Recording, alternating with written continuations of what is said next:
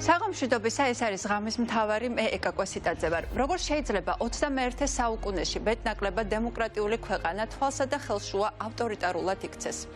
იელის უნივერსიტეტის პროფესორი ტიმოთი სნაიდერი, რომელიც თანამედროვეობის ერთ-ერთი ყველაზე დიდი ისტორიკოსია, ამბობს, რომ დემოკრატიიდან თანამედროვე ავტორიტარიზმამდე სულ 5 ნაბიჯია.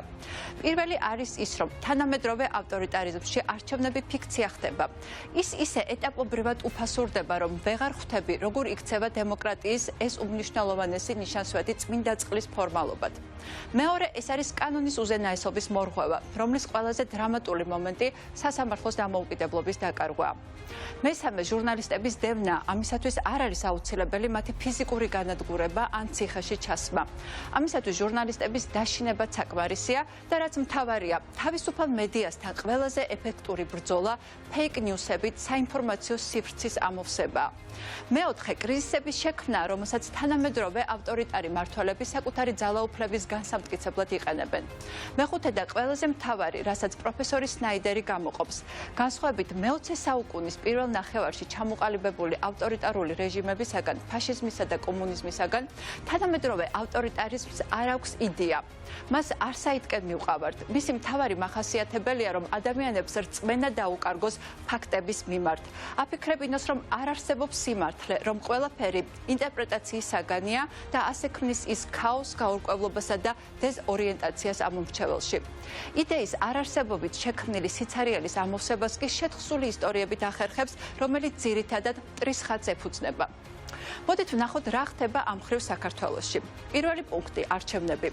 მასობრივი მოსყიდვით, დაშინებით, ადმინისტრაციული რესურსის გამოყენებით ბიძინა ივანიშვილის ხელში არჩევნების ფიქციად გადაქცევის ბოლო ეტაპზე ვართ. ამის საგანგაშო ნიშანი იყო ბოლო საპრეზიდენტო არჩევნები და ამ არჩევნებით მიღებული შედეგი სალომე ზურაბიშვილი ქვეყნის პრეზიდენტად. არჩევნებისაგან განსხვავებით, მეორე პუნქტი ქართული ოცნების ხელისუფლებას ბოლომდე სისრულეში ყავს მოყვანილი. მურუსიძე, ჩინჩალაძე, თადუმაძის სასამართლო ივანიშვილის პირადი პოლიტიკური ინტერესების გამტარებელი ბიურო გახდა. მესამე პუნქტი, ჟურნალისტებზე მუდმივი სიტყვიერი თავდასხმები, მათი გამოყვანა სიცრუის გამავრცელებლებად. ეს ამ ხელისუფლების სავიზიტო ბარათია. საინტერესოა, რომ ამ ბრალდებებმა თავის კვინტესენციას ივანიშვილის ამ ცნობილ განცხადებაში მიაღწია. დღეს რომ გამოვხდა რუსთავი 2, ქვეყანაში აღმავლობის და აღშენებულობის მეც ვერაფერს ვერ ნახავთ. ის რომ თავისუფალ მედიას ფეიქ ნიუსებითაც ებრძვიან, ამაზე ცოტა ხნის წინ მთავარი ტროლის კოკა ყანდიაშვილის სააგენტოსთან დაკავშირებული 700-ზე მეტი ყალბი ამბების გამავრცელებელი ანგარიშების გაუქმებას მეტყველებს და ეს მხოლოდ ნაწილია ტროლების ქარხნის. მეოთხე ნაბიჯი კრიზისების ძალაუფლების გამტკიცებისთვის გამოყენებაა. ამის კლასიკური მაგალითი დღევანდელი კორონავირუსის კრიზისია. ამ კრიზისის გამო მთავრობის მიერ შემოღებული რეგულაციები, რომლის საჭიროების ახსნითაც თავი არავის დაუღლია, მხოლოდ ქართული ოცნების ძალაუფლების გამტკიცებას ემსახურება. სამარცხვინოდ მიღებული კანონი, რომელიც საგანგებო მდგომარეობის მეორე დარღვევისთვის 6 წლით თავისუფლების აღკვეთას ითვალისწინებს, ამის საუკეთესო მაგალითია სხვა მაგალითებთან ერთად. და ბოლო, კლასიკური მახასიათებელი ოლიგარქის მმართველობის. ეს არის იდეის არარსებობა. შეგიძლიათ გაიხსენოთ, რა იდეა აქვს ქართულ ოცნებას. ერთადერთი იდეა, რაც ივანიშვილმა ხელისუფლებაში მოსვლისას გააჟღერა, იყო ის, რომ საქართველო არ უნდა გამხდარიყო დასავლეთსა და რუსეთს შორის უთანხმოების საგანი. ეს ერთადერთი დაპირებაა, რომელიც მან წარმატებით შეასრულა. სხვა იდეა ოლიგარქის ხელისუფლებას უბრალოდ არ გააჩნია. შექმნილი სიცარიელე კი ჩანაცვლებულია 9 წლის ისტორიის მათთვის სასურველი ვერსიით და მისი მუდმივი გამოყენებით. სააკაშვილის მტრის ხატით, რომელსაც ოცნება უკვე მე-9 წელია ვერ ცდება და ვერც ვერასოდეს გაცდება, რადგან სხვა იდეა ივანიშვილს როგორც კლასიკურ თანამედროვე ავტორიტარს არ გააჩნია. ამიტომაა, რომ ტროლები, ბოტები და ტელეკომპანია იმედი მხოლოდ ამ თემის გარშემო ტრიალებს. მოდით კიდევ ერთხელ გადავხედოთ მის ცნობილ ინტერაქტივს.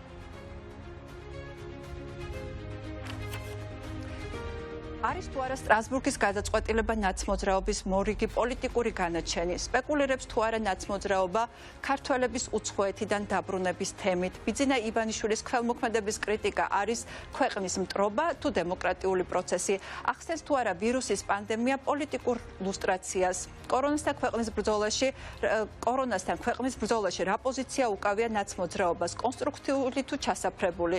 ცდილობს თუ არა ნაცმოძრაობა ეპიდემიასთან ბრძოლის დადებითი შედეგების დისკრედიტაციას. იქნება თუ არა უკრაინაში სააკაშვილის დანიშვნა რომელიმე სახელმწიფო თანამდებობაზე საქართველოს შეურაცხყოფა, დაკარგა თუ არა ნაციონალურ მოძრაობასთან გარიგებულმა ოპოზიციამ ღირსება და ეს ხდება ყველაფერი მხოლოდ ერთი თვის განმავლობაში.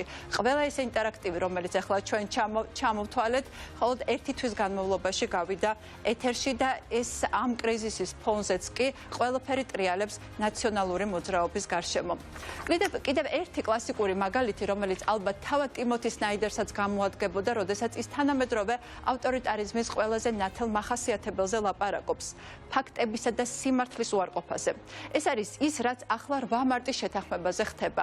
არსებობს ფაქტი, რომ შეთანხმება შედგებოდა 2 პუნქტისგან. პოლიტპატიმრების გათავისუფლებისგან და საკონსტიტუციო ცვლილებებისგან. ამ ფაქტის არსებობა დაადასტურეს მოლაპარაკებებში მონაწილე საელჩოებმა, ყოფილმა ვიცე-სპიკერმა თამარ ჩუგუშვილმა, კონგრესმენმა კიზინგერმა, სენატორმა რიშმა, რომელმაც პირდაპირ მიმართა ხელისუფლებას პოლიტპატიმრების გათავისუფლების მოთხოვნით. მაგრამ ივანიშვილის ოცნების თოჯინები გამოდიან და ამბობენ, რომ ეს არის მათი ინტერპრეტაცია და თავად ფაქტი არ არსებობს. ასე რომ ამ მონოლოგის შესაჯამებლად ერთი ძალიან ბანალური და გაცვეთილი ფრაზა უნდა გამოვიყენო. გაიღვიძეთ ძვირფასო მეგობრებო, ჩვენ უკვე დეპოში ვართ.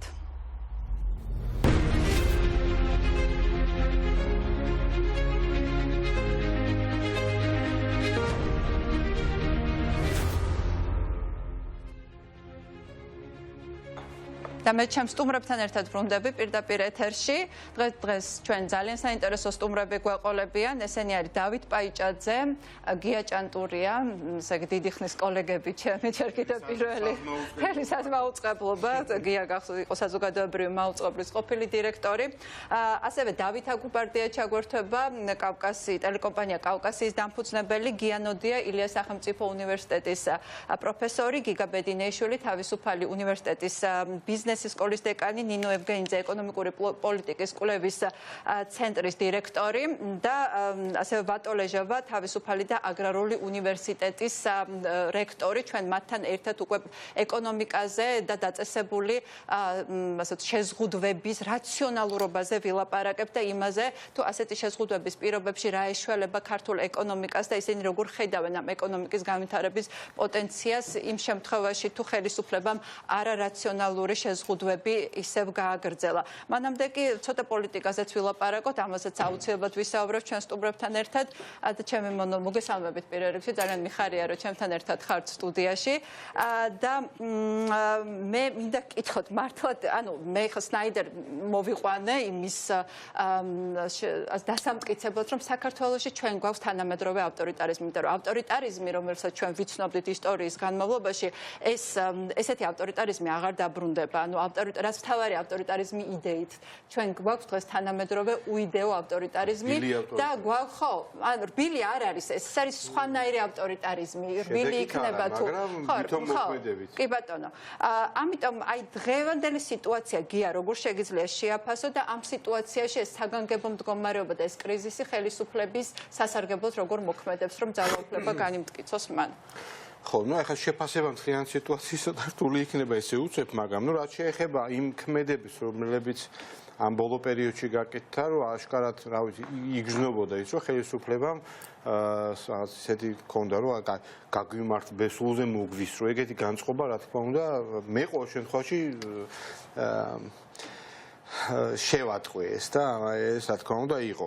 მე ვფიქრობ, რომ იგივე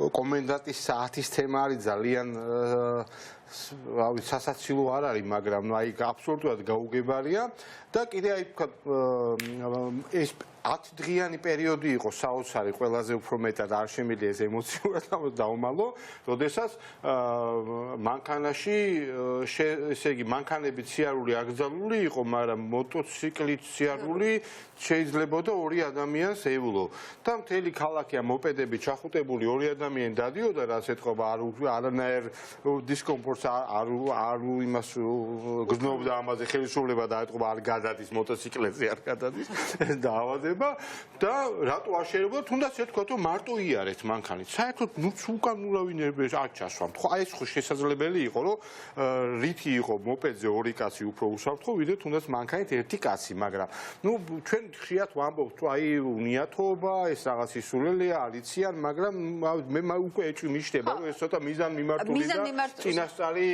ასე ვთქვათ რაღაც გათვლა არის მე უბრალოდ მახსენდება ერთი რამე როდესაც საქართველოში ღვედი შემოვიდა ძალიან დიდი რაოდენობა ადამიანების მაშინდელი ოპოზიციურად განწყობილი განსაკუთრებით რომ ეს იყო სპეციალურად მოგონილი იმისთვის რომ ჩვენ აი ეს მიგვაჩვიონ ამ დაბმას და რაღაც სილაღე აი ეს ადამიანები დღეს სხვათა შორის აი ვინც მაშინ ამ ღვედით სილაღე ზღუდებოდათ მათ ამ შეზღუდვებით 9 საათის არში კონტრარგუმენტაციაც იყო ხო ჩემი დისტრიბუტორი ღვედის მოხსნა დამაგრებაში დროს კარგავს და ზარალობდა. ეგეც რა თქმა უნდა იყო. იმ ბიზნესმენების რომლებიც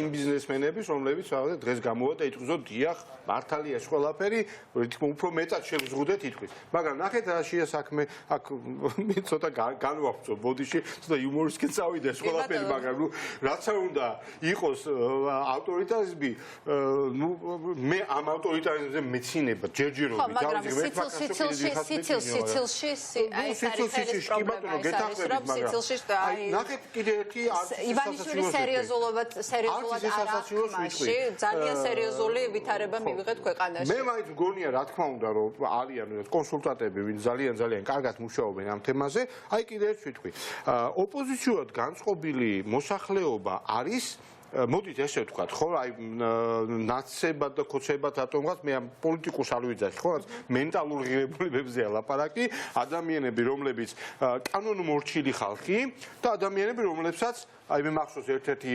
ოპოზიციური მიტინგის დროს 2007 წელია თუ არ ვშტები ფორმიან პოლიციელთან მივიდა მომიტინგე ქალბატონი საკმაოდ ესეთი წარმოსადეგი თქვა რომ შვილო ახალგაზრდაც აი ეს რომ გაცვი არ აქვს ხვენია ანუ აი ამ მენტალობის ადამიანები იყვნენ სამხარეს და მეორე მხარეს იყო ასე ვთქვათ ის ადამიანი ვინც იძახი რომ კანონი არის აუცილებელი და კანონი უნდა შესრულდეს და კანონსა დაემორჩილოს ყველა ქართული ოცნება ძალიან კარგად იყენებს იმას, რომ მის მიმართ ოპოზიციურად განწყობილი საზოგადოება არის კანონმორჩილი. აი, არ ვიცი, რამდენად ეს უკვე სასაცილო აღარ არის. ესენი ხო კანონს დაიცავენ. ესენი არ არიან ის ადამიანები, ვინც იტყვიან, რომ მოდი ის რაღაც ჩაკუჩით მოვდივარ და ასე შემდეგ და ასე შემდეგ, ხო? რაღაც დავამხოთ იტყვიან, ასე ვთქვათ, გადაძვრება პოლიციის განყოფილებაში ფეხით და მე ანუ ძალიან კარგად იციან რომ მეორე მხარე ეს არის ასე თუ ისე კანონმორჩილი ადამიანები რომლებიც ამ კანონს დაემორჩილებიან და ამითი ძალიან კარგად მანიპულირებენ და სარგებლობენ. ხო, მაგრამ სხვა შორის New York Times-ში იყო ძალიან საინტერესო სტატია იტალიაზე. იტალია როგორ გამოვიდა ამ უმძიმესი კრიზისიდან და იქ ერთ-ერთი იტალიელი ამბობდა რესპონდენტი ამ ჟურნალისტის რომ ჩვენ იტალიელებზე ესეთი წარმოდგენა რომ კანონმორჩილები არა ვართო მაგრამ ჩვენ კანონმორჩილები ვართ და ძალიან კანონმორჩილები ვართ ვაში როდესაც აგვიხსნიან და დაგვარწმუნებენ რომ ის შეზღუდვები რაც მოქმედებს არის ჩვენთვის აუცილებელი. ჩვენ უნდა ვიცოდეთ ზუსტად ეს და თუ ეს ჩვენ ვიცით ამ შემთხვევაში ჩვენ მას ვემორჩილებით თავიდან ბოლომდე.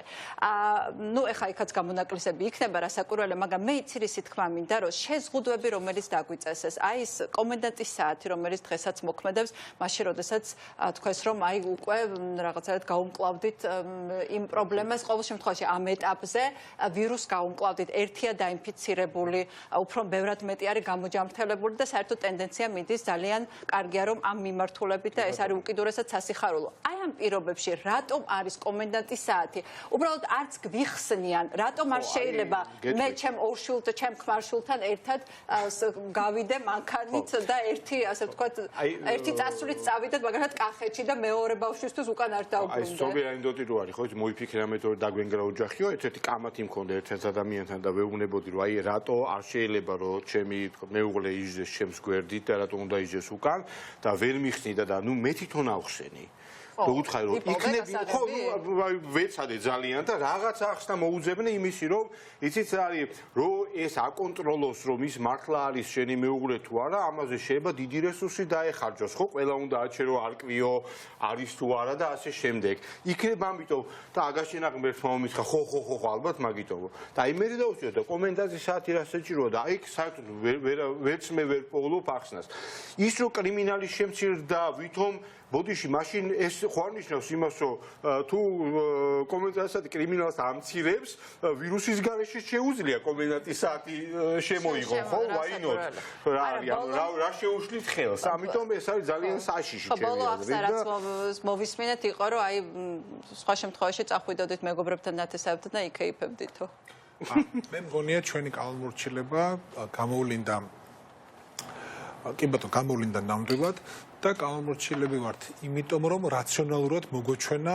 ის რაც გვითხრეს და ის რაც გავიაზრეთ რომ საჭიროა სოციალური დისტანცირება და საჭიროა გარკვეული ხნით თვითიზოლაცია დიდი ფილოსოფია აქ არის ასე მოიქცა ყველა ასე მოიქეცით ჩვენ და აღმოჩნდით დაცულები ვიცი მადლობა განგებას თუ არ ვიცი ჩვენ ექიმებს და ხალხს უწინარესად რომელმაც გამოავლინა არა მხოლოდ კალმორჩილება არამედ რაციონალური ქცევა ამ დროს და ჩვენ გვაქვს ცოტა მსხვერპლი ძალიან სამწუხარო რაც არის მაგრამ საბედნიეროდ ცოტა და არც ინფიცირებულთა რიცხვი არის დიდი ამას მე რო იტყვიან უკაცრავად ჟარგონისთვის პრიკუბში მოაყოლეს აი ეს რასაც ჩვენ ვაპარაკობთ ხო კომენდანტის საათიც და მანქანაზე და არ ახსნეს. თქვენ გაწუხებთ როგორც ხდები ის რატო არ ახსნეს? რა ახსნა აქვს? არა, იმიტომ რომ უნდა ამიხსნან, იქნებ მეც ვფიქრობ რომ მეც დამარწმუნე რომ კომენდანტის საათი არის. არ გიხსნე, იმიტომ რომ მე შენ მთავარი აგიხსენი და ამ მთავარს მოვაყოლე არის. არა, ესე არ მუშაობს, ხო?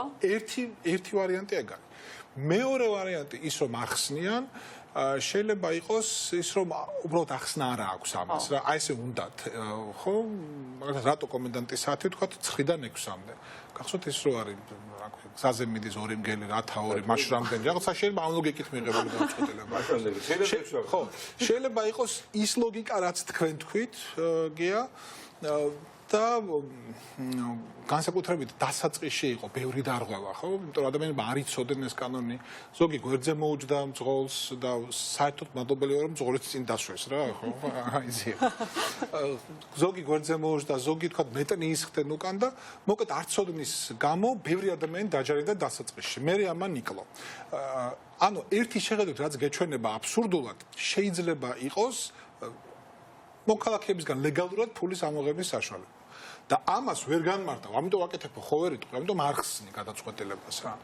და მესამე საერთოდ ამ ჯარიმებს გადაახტევინებენ თუ არა, ესეც საინტერესოა, მაგალითად კახეთში იყო ესეთი შემთხვევა, აბსურდი იყო, რომ გამოვიდა მოხუცი კაცი თავის სახლიდან, იმიტომ რომ მარტო ცხოვრობდა და მას არ ყავდა არავინ, ვინც სახლში საჭმელს მიუტანდა. ამიტომ გამოვიდა, შევიდა მაღაზიაში და იქ დააჯარიმეს. ხო, დააჯარიმეს ეს კაცი და თქვა რომ აი რა გამოსავალია ჩემთვის 70 წლის კაცის, იმიტომ რომ 70 წლის ზემოთ არ შეიძლებოდა გამოსვლა, რა ვქნა, მოუკვდა შიმშილი სახლში მიჯდეს, სასაჭმელი არავინ მომიტანოს. ანუ სრულად აბსურდამდე დასული დაჯარიმებები იყო და თან დაჯარიმებები ისეთი ადამიანების, რომელსაც 3000 ლარი ერთად თვალით არ უნახავთ. ამიტომ ძალიან საინტერესო იქნება ეს ამოღების პროცესი როგორ იქნება ამ ჯარიმების. ერთი რამეა კიდე ერთი შესაძლო მიზეზი, რატომაც შეიძლება არ აეხსნათ, იმიტომ რომ საერთოდ არ არიან ახსნას ჩვეულები. თუ და ჩვენ ვაკურდებთ ქართულ ოცნებას, ის ელაპარაკება თავის ამორჩეველს ბოლო 8 წელიწადია ისე, რომ ამ ამორჩეველს რამდენიც უნდა რჩებოდეს ეს ამორჩეველი, მისი სჯერა უკრიტიკოთ. დასაწყისში 2011-ის ბოლოდან 2012-ის მანძილზე ჩვენ გვესმოდა სამეცნიერო ფანტასტიკა პრაქტიკულად, ხო? აი აქ იქნება უფასო ფული, მეოთხე საუკეთესო წლებში ქონდა დანახული ეს ეკონომიკური ზრდა და ამ ტიპის სხვა დაპირებები რა. რომელიც არ შესრულდა საერთოდ, მაგრამ ამ არ შესრულების გამო არავინ პასუხი არ მოთხოვა. ანუ მისმა ამორჩეველმა ოცნებას პასუხი ჯერჯერობით არ მოთხოვა და ოცნება არის განებივრებული თავისი ამორჩევლისაგან. მას აქვს ფუფუნება, ვინც მიაჩნია თავის ამორჩევლად და მიაჩნია რომ უმრავლესობა ამორჩეველი ელაპარაკოს სწორედ ასე. იმედით რომ კრიტიკული აზროვნებით მის ლაპარაკს არავინ არ შეხედავს. კითხვებს არ დასვამენ, კითხვებს სხვები სვამენ. ხო, ხო? ვიღაცა ცუდები, რომლებიც უნდა გაქრნენ, მაგრამ არ ქრებიან. მაგრამ ის უმცირესობა არის და ანგარიშ ჩასაგდები არის. შეიძლება აი ეს აღქმაც გქონდეთ, რომ ჩვენ რასაც ვეუბნებით ჩვენ ამორჩევას, იმას ჯერა, იმას ვეყრდნობით, ისინი არიან ბევრნი და ეს არის საკმარისი. არაფერსაც არ აგიხსნით. აი ეგ არის. შეიძლება იყოს უფრო სწორად. ვერ დავიჩვენე. მეც უფრო მგონია რომ ამის იმედი აქვს. ეხლა კიდე ერთ პარალელს გავავლეთ, ჯარიმები ახსენეთ. როგორც ვიცით, თითქმის 20 მილიონამდე ავიდა ეს ჯარიმი. მე მახსოვს, როდესაც შეიქმნა პატრული და ჯარიმები იყოს, ნუ რაღაც არ მახსოვს წლიური 4 მილიონი 600 კაცია და ჯარიმები. ბატონო 600 კაცია და ჯარიმები.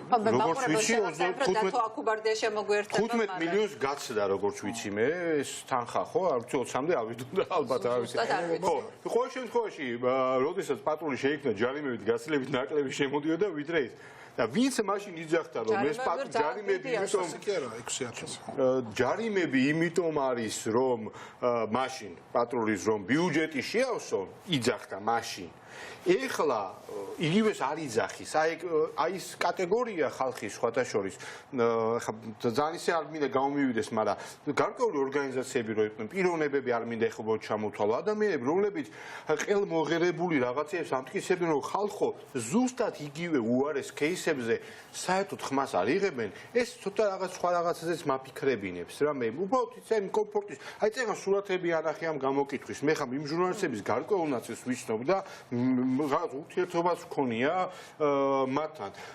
მე უბრალოდ ვიცი რომ დარწმუნებულები არიანო ის არის აბსოლუტური არ ვიცი რაც არის რაც ხდება ეს არის დაუშვებელი მაგრამ ისეთ კონკრეტულ შეგიძლია ჩაწერო იმედის ინტერაქტივში და კაციშვილს არ გაუჩნდება კითხვა ეს ნამდვილია თუ არა იმიტომ ხო მაგრამ რა იცი ეხა შენ ძალიან კარგად იცი როდესაც ჟურნალისტი ხარ და როცა ამას აკეთებ ძალიან კარგად იცი რომ აი ის იქ რაც ეწერება არის აბსოლუტურად შეშრულელი ხო მაგრამ შენ ამას ისე მონდოები და ისეთ კომფორტულ ზონაში ხარ, რომელიდანაც ვერ გამოდიხარ და უფრო მეც გეტყვი.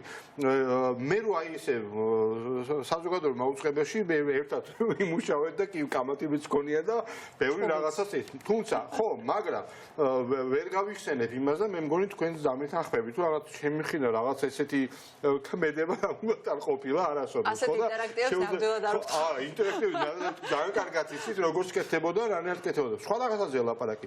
ვინც მაშინ იყო გარკვეულწილად მიდრეკილი იმისკენ, რომ არსებული ხელისუფლება ეკო მე არ ვიძახი იმას რომ თქვა რაღაც გარკვეული ღირებულებებით ახლოს იყო მათთან. არა, მაგაზე არ მაქვს საუბარი.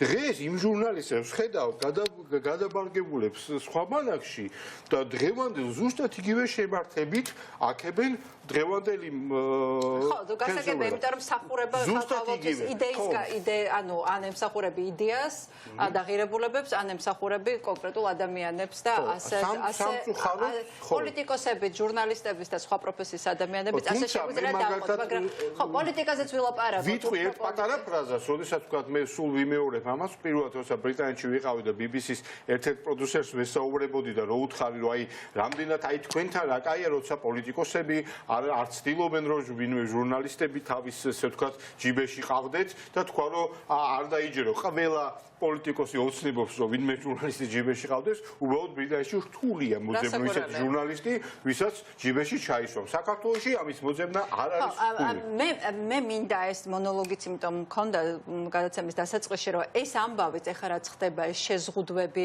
კრიზისი როგორც ესეთი ამას ვხედავთ როგორ იყენებს ხელისუფლება თავის სასარგებლოდ ეხლა რა მოხდა კონკრეტული ასე ვთქვათ ფაქტთან გვაქვს საქმე ხო რომელიც პროცესი რომელიც გუშინ დაიწყო რომ ნუ ხელისუფლება როგორც ჩანს ძალიან გათამამდა იმით რომ ყოველთვის ესე არის კრიზისების დროს მის მიმართ ნდობა იზრდება გაიზარდა საქართველოს ხელისუფლების მიმართაც და შესაბამისად მან ჩათვალა შეიძლება ამის გამოც შეიძლება სხვა მიზეზების გამოც ესეც შეგვიძლია განვავრცოთ რომ ეხლა არის დრო რომ კიდევ ერთხელ გადააგდოს საქართველოს პოლიტიკური სპექტრის ამომრჩეველიც და საერთაშორისო პარტნიორებს და თქვას რომ აი ის ფაქტი რაც შედგა ის არ ყოფილა ფაქტი არ არსებობდა ეს არის მხოლოდ ინტერპრეტაციები. აი რაში როგორ ხსნიდათო იმ ნაბიჯს, რომელიც გუშინ გადადგა ივანიშვილმა თავისი ასე ვთქვათ მონამორჩილი ადამიანების მეშვეობით, როცა უთხრა საელჩოებს, რომ აი გითხარით ახლა, ხო არ ყოფილა ამაზე შეთანხმება პოლიტპატიმრების გამოშვებაზე.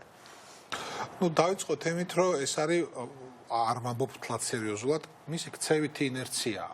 რა გვინახავს ახლა ჩვენ მისგან სხვა? გვინახავს რომ რაღაცა ფუნდამენტური მნიშვნელობის დაპირება მოუწია სიტყვა უთქვამს და შეუსრულებია?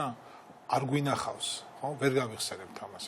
თქვენ თვითონ თქვით მონოლოგში ერთი რაღაც გააკეთა მარტო მოხსნა საქართველოს საკითხი მსოფლიოს დღის წესრიგიდან. თორემ მთელი ის ხო, სხვათა შორის აქვე მინდა ვთქვა და სულ მინდოდა მეთქვა რომ აი სნაიდერი რომელზეც ვლაპარაკობ და რომელიც მართ ერთ-ერთ ყველაზე გავლენიანი ისტორიკოსია დღეს მსოფლიოში, ყოველთვის ახსენებს უკრაინას, უკრაინაში რუსეთის შეჭრას და არასოდეს არ ახსენებს საქართველოს და არ მგონია ეს მხოლოდ მისი 2008 წელს რუსეთის შემოჭრა საქართველოში და არ მგონია ეს მხოლოდ სნაიდერის პრობლემა იყოს. ჩვენი თემა საერთოდ ჩაიხსნა უკრაინასთან გვერდით არასოდეს აღარავინ აღარ გვახსენებს არანაირ ფორუმზე, არანაირ დოკუმენტში. კიდე ცალკე სალაპარაკო ამბავია მე მგონი. მაგრამ ის რომ ბატონი ივანიშვილის პოლიტიკური ქცევის ძალიან ორგანული კომპონენტია ის რომ თქვას და არ შეასრულოს. ეხლა მე არ ვდგები ის ადამიანის პოზაში რომ აი ხო ვიცოდი რომ ამას იტყო და არ ვიცოდი, საერთოდ არ ვფიქრობ მომავალზე ისე რომ გამოვიცნო ვიღაცის ქმედება რომ იქნება. ხო, ეს არის მაინც უფრო პოლიტიკოსებისათვის, ვინც უნდა დახვდნენ მზად. ო ასეთ ნაბიჯებს და გუშინ პოლიტიკოსებს სიმართლე გითხრათ ვერ შევატყვე გაოგნება იმის გამო რომ ივანიშვილმა ეს მოიმოქმედა, იმიტომ რომ იცნობენ ამ კაცს რაც არის და ერთი თან ახლა ეს მართლა იმიტომ კი არ გააკეთა რომ გადაგდებას არის ჩვეული. არა, უბრალოდ ასე აწყობს რა, აი თუ ეს გავვა და ალბათ ფიქრობს რომ გავვა, იმიტომ რომ აქამდე რაღაცები გაუვიდა, ხო? ყოშ აქამდე მოდის ისე, რომ მას გაუვიდა ყველაფერი. ხო, მაგრამ ეს გადაგდება, პირველი გადაგდება არ გაუვიდა. როგორ არ გაუვიდა? როგორ არ გაუვიდა? საბოლოო ჯამში, ხო. რა გაუვიდა, კაი. ესეთი სულ ნულოვანი ბარიერი არ გამოვიდა, ხო?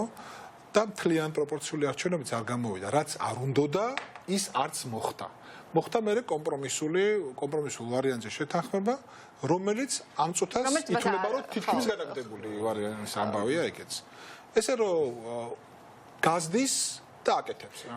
აი ეგ არის. შეიძლება პატარა ხო, მე მგონია რომ არ გაუვიდა, იმიტომ რომ ბოლოს იძულებული იყო რომ ხელშეკრულებაზე შეთანხმებაზე ხელი მოეწერა. ვინ ეხვეწებოდა იმას, როცა მაშინ გამოვიდა და თქვა რომ სრულიად გადავალთ ამაზე, ხო? ეხვეწებოდა რომ შეეშინდა ხალხის რეაქციის. ხო, აბსოლუტურად, ანუ ჩვენ უნდა ძალიან ვიცოდეთ რომ რა არის ის, რაც მას ერთადერთია თქვენ ხა წეგან მე არ ვიცი, არ ვიცნობ იმ ავტორს, ვინც ეს თქვა, მაგრამ თანამედროვე ასე ვთქვათ ხო, ძალიან კაი, ხო, ძალიან გამიხარდება.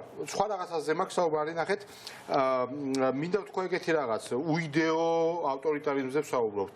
ვიდეო არა, თანამედროვე ავტორიტარიზმი ცოტა სხვანაირად, აი ის გაგებით, მე არ ვიცი, ხა ესე ვხმარობ უკვე ამ ტერმინს თანამედროვე ავტორიტარიზმი. შეგიძლია იხმარო, იმიტომ რომ ეს ძალიან აი ოლიგარქიული, გარკვეული პიროვნების ხეების გადაზიდვა რას ნიშნავს?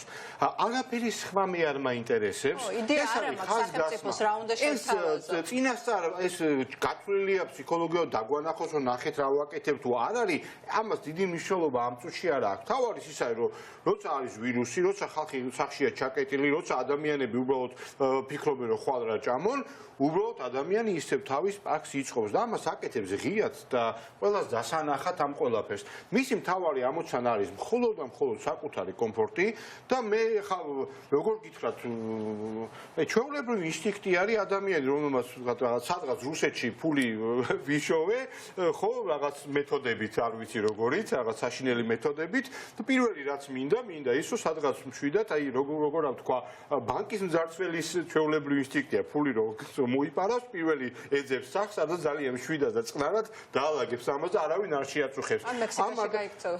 ხო, მას აქვს საფუძველი ესე იქცეოდეს, იმიტომ რომ მთელი აქამდელი მისი პოლიტიკური ან სხვანაირი შინაარსის კრიტიკა დარჩა კრიტიკად და იმათ არ ქცეულა რითაც ივანიშვილს ემუქრებოდნენ რომ აი ნახავ შენ რას გიზამ, ჩვენ რას გიზამთ აქ, აი ნახავ დასავლეთი რას გიზამს. დასავლეთის ზეწოლა თავისი ასე ვთქვათ შედეგი გამოიღო, იმიტომ რომ 8 მარტს გაფორმდა ხელმოწერილი იყო შეთანხმება.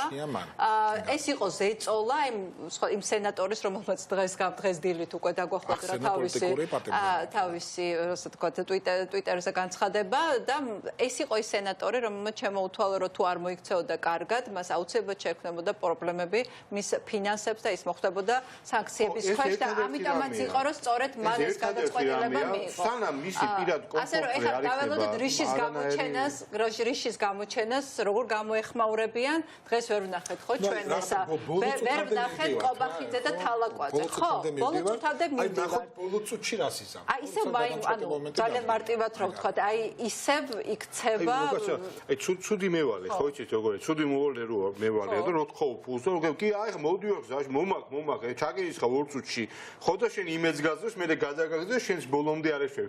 აი მის ამომრჩეველთან დაახლოებით ეგეთი ურთიერთობაზეა გადასული. ხა მე 11 წელსაც ვიცოდი რა გვემუქრებოდა და რა საშინელებაც მოდიოდა. თუმცა აი დატომ როგორ არის მისი მამა გარდაიცვალაო? რაღაცა მევალეზე ლაშას მამა გარდაიცვალა. აი დატომ წეღარ ასებს სულად ვეთახები, ოღონდ ერთი განსხვავებით, რომ სამწუხარო ის არის, რომ ვინც ვიცით ეს 9 წელიწადია უკვე, ხო 9 უკვე ემთხევა მეგორი, ხო 11-ია. 9 versus 9. სად გავყავით თავი? ჩვენ თქვათ უფრო ნაკლებად თქვათ ამის მიმართ აგრესიული, მაგრამ კიდე არის ერთი ფენა, რომელმაც ძალიან კარგად იცის რა ხდება, მაგრამ კომფორტის ზონაშია და ამას რა თქმა ეს ერთი კატეგორია და კიდე არის ერთი კატეგორია, პატიოსანი ხალხი, ვინცაც დაარწმუნეს და აჯერეს რაღაცას და ჯერა კიდე რომ ჩვენი ერთ დღეს ამოიღებს ეს მილიარდს და გაისვრის და ყველაფერი კარგად იქნება. აი, როდესაც ეს ადამიანი მიხვდება რომ გადაგდებულია, აი მისი მე მგონი ეგეთი ხალხის უფრო მეტად უნდა ეშინოდეს ბატონ ივანიშვილს და ქართულ ოცნებას, ვიდრე თუნდაც ჩემი, ხო, რომელიც შეიძლება მიხვდეს, აი რა უნდა გააკეთოს ივანიშვილმა ისეთი მიხვდეს, ამდენი აი რაღაცა საუკუნის აფიორების შემდეგ, რომელიც თუნდაც ეხლა ატარებს მეორე რაუნდს. ძალიან ბევრი პატიოსანი ადამიანი, რომელსაც დააჯერეს უბრალოდ, ხა მე ძალიან კარგად რაც წერან ბრძანე, რა ჯერა იმ ადამიანს?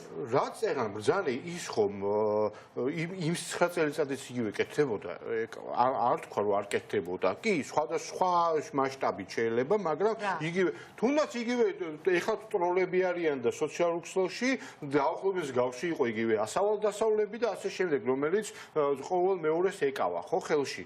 მე მის თქმა მინდა რომ ეს არ დაწყებულა. ასავალ-დასავალი ნაღდია, ეს არ არის ტროლი. ხო, არ არის, ხო, ნამდვილია, მაგრამ ხო, ტროლები რასაც აკეთებენ იმ ფუნქციას მაშინ ასავალ-დასავალი აკეთებდა. აკეთებდა ძალიან კარგად აკეთებდა. ეხლა შენ შეგიძლია შეხვიდე და იმ თქვათ სოციალურ ქსელში ვიღაცას რაღაცა მაინც დაუწევ და არგუმენტ შეხვიდე და ის ასავალს ვერაფერ არგუმენტს ვერ უწევდი ხოლმე და სხვადასხვა იგივე მინდა თქვა ძალიან ცუდი რამე მოხდა, როდესაც ჟურნალისტების თითქმის 99%-მა აი ეს გაქრობა თანაბრად დააკინა ერთმანეთთან, რომ აი ისიც და მეორეს და ამით ძალიან სამარცხვინო იყო ჩემი აზრით ზოგიერთი პოლიტიკური პარტიის განცხადება, თქვა რომ აი ორივე მხარეს იმას აღარ რომელ ორივე მხარეზე ლაპარაკი, ერთი არის რომელიც სტალინისტურადია გაკრული და იძახის რომ რაღაც აბსურდულად სხვა რაღაცაზეა საუბარი და მეორე მხარეს არის რაღაც პოლიტიკური ისა.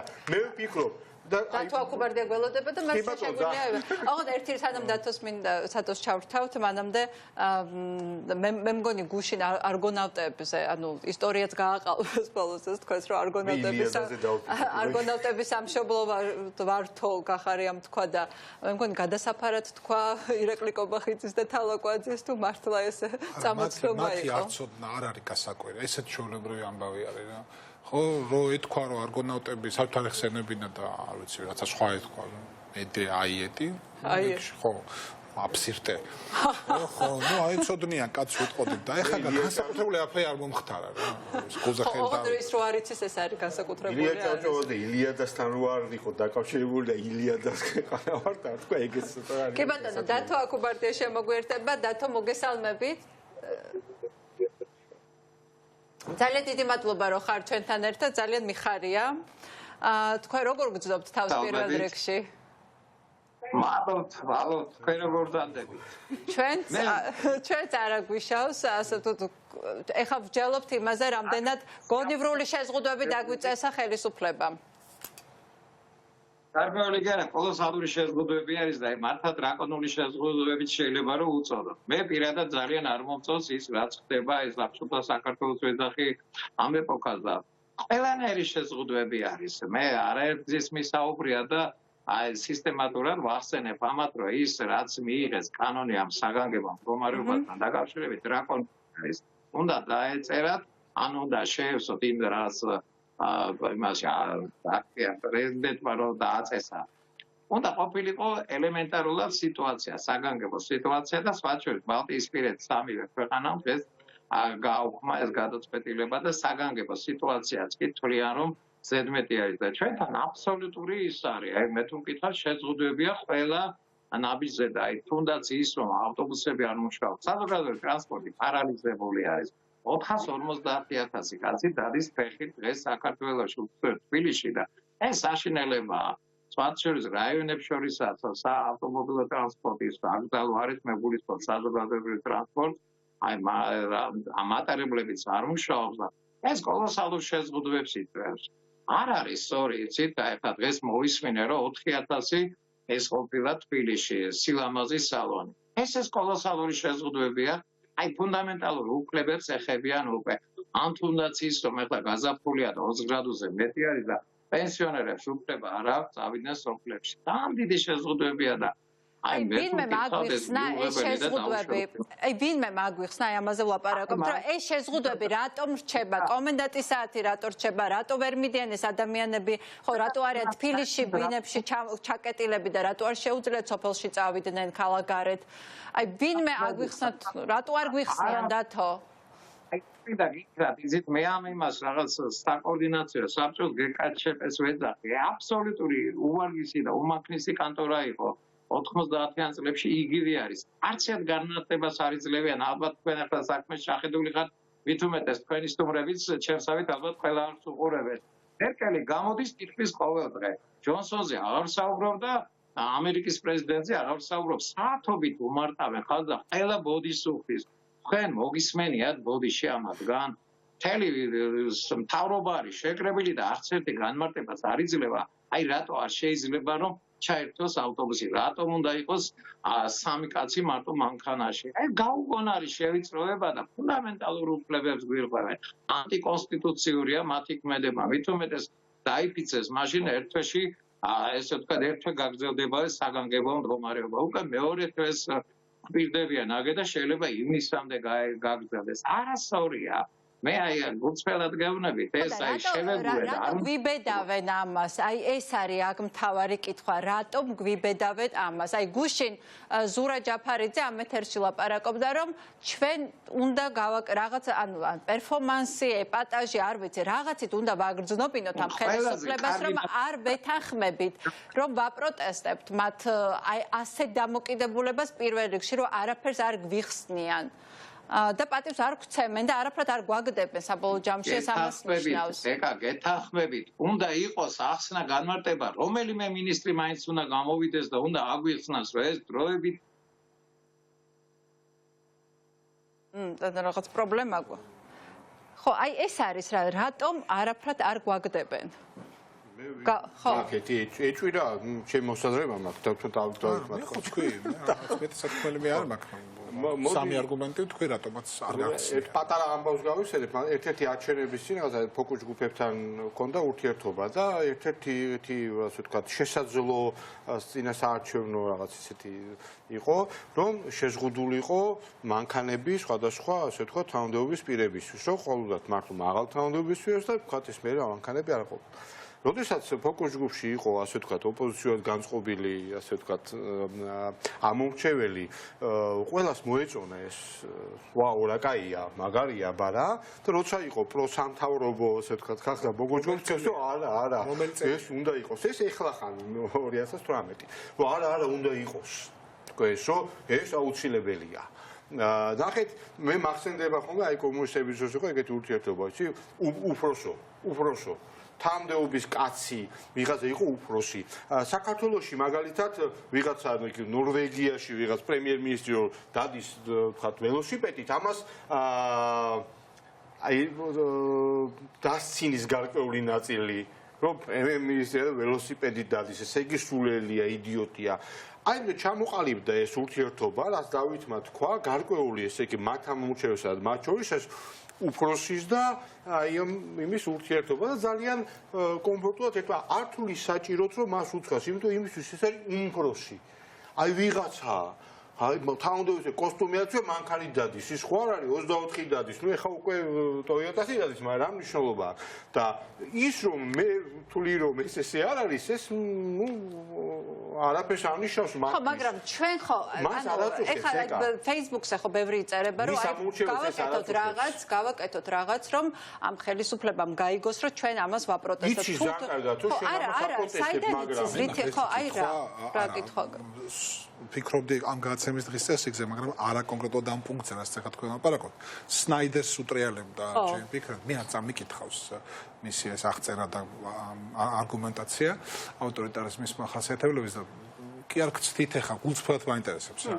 ხომ არ წერს რითი არის განზავებული ეს უიდეო ავტორიტარიზმი ისეთით, რაც მის არსებობას ხდის შესაძლებლად. აი მაგ თქვი, კარგად არის. რა ჩამოთვალეთ? კი, არა, პირველი პუნქტი რა ჩამოთვალეთ? გასაგებია ეს. ამას უიდეობა არის ჩანაცვლებული ისტორიით, ანუ ისტორიას, რომელსაც ის იგონებს, ხო? სადაც რომელიც არის გაჯერებული მტრის ხატით. რაღაცით ის შეაქცევს ადამიანებს ისეთით, რაც ამ ადამიანებს უკარგავს სურვილს განრისხდნენ, გაბრაზდნენ, საპროტესტოდ გამოვიდნენ. ეს არის ისტორია, რომელსაც ის 9 წელი რატო იმეორებს, უკვე მე-9 წელია 9 წელზე რატო არის კონცენტრირებული ქართული ოცნება, იმიტომ რომ ეს არის მისი შექმნილი ისტორია, სააკაშვილი 9 წელი მტრის ხატი, რომ ისინი თუ დაბრუნდებიან სისხლის გუბეები დარჩება. რატო ხო გაგიჩნდებათ კითხვა, რომ რატო არაფერზე სხვაზე არ ლაპარაკობენ ამ კრიზისის დროსაც კი, როდესაც მათი ქულები აიწია, მათი მიმართობა გაიზარდა, აი იმედის ინტერაქტივი, იმიტომ ვაჩვენოთ, რომ ისევ ნაციონალური მოძრაობის გარშემო ტრიალებდა. ეს არის ის, რაც ანაცვლებს იდეას. შეთხსული ისტორია. რუსეთში ეს არის ისტორია, რომ ამერიკა არის რაღაცა არის ჩვენი ნომერ პირველი მტერი და ის გვებრძვის, დასავლეთი გვებრძვის. უკრაინაში შეთხსული ფეიქ ისტორიები, ხო? ეხლა რა გვახსოვს, რომ ეს ბავშვი როგორ ჯვარზე გააკრეს თურმე უკრაინელებმა. აი ეს ისტორიები, შეთხსული ისტორიები იკავებს იდეის ადგილს. ცოტა პოლიტიკისკენ წავალ. მან მნიშვნელობა იმას აქვს, რომ ნორმალურ ლიბერალურ მართლდემოკრატიულ საზოგადოებაში ეხლა ნოდია შემოგვიერთება, რომ დარწმუნებული ვარ, რომ ძალიან კარგად იცის სნაიდერის შესახებ. კონსპირაციები იბადება ხალხის წიაღში და აქ საქართველოში და რუსეთში კონსპირაციებს ნერგავს ელიტა, ის ვინც ელიტის ადგილას არის. აი ეგ არის. ხო, რასაკვირველ კონსპირაციები. ამიტომ არის, რომ კონსპირაციები იგივე რუსეთის მხრიდან, ხო, ეს კი არ არის, რომ რაღაცა ფეიქ ნიუსები ვრცელდება. კონსპირაციებს ნერგავს სახელმწიფო ტელევიზია. თვითონ არის ის კონსპირაციის გამავრცელებელი, იმიტომ რომ ეს კონსპირაციები ანაცვლებს რუსეთში იდეებს, ხო?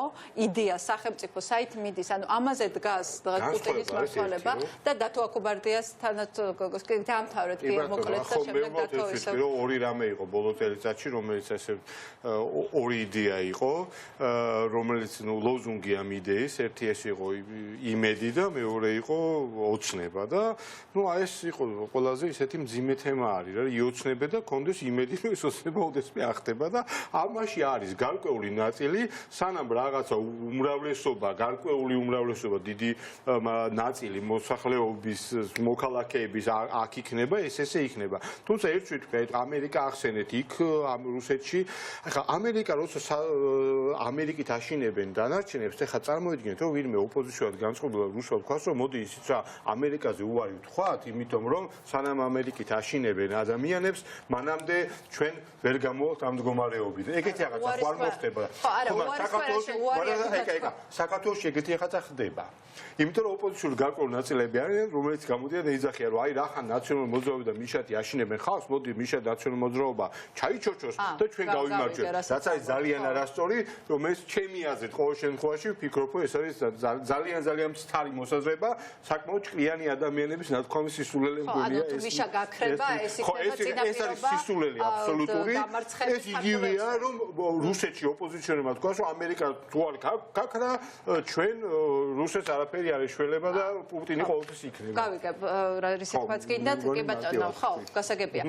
დათო ხუბარდე ისევ შემოგვიერთდება, მე იმედი აღარ იქნება ტექნიკური პრობლემა.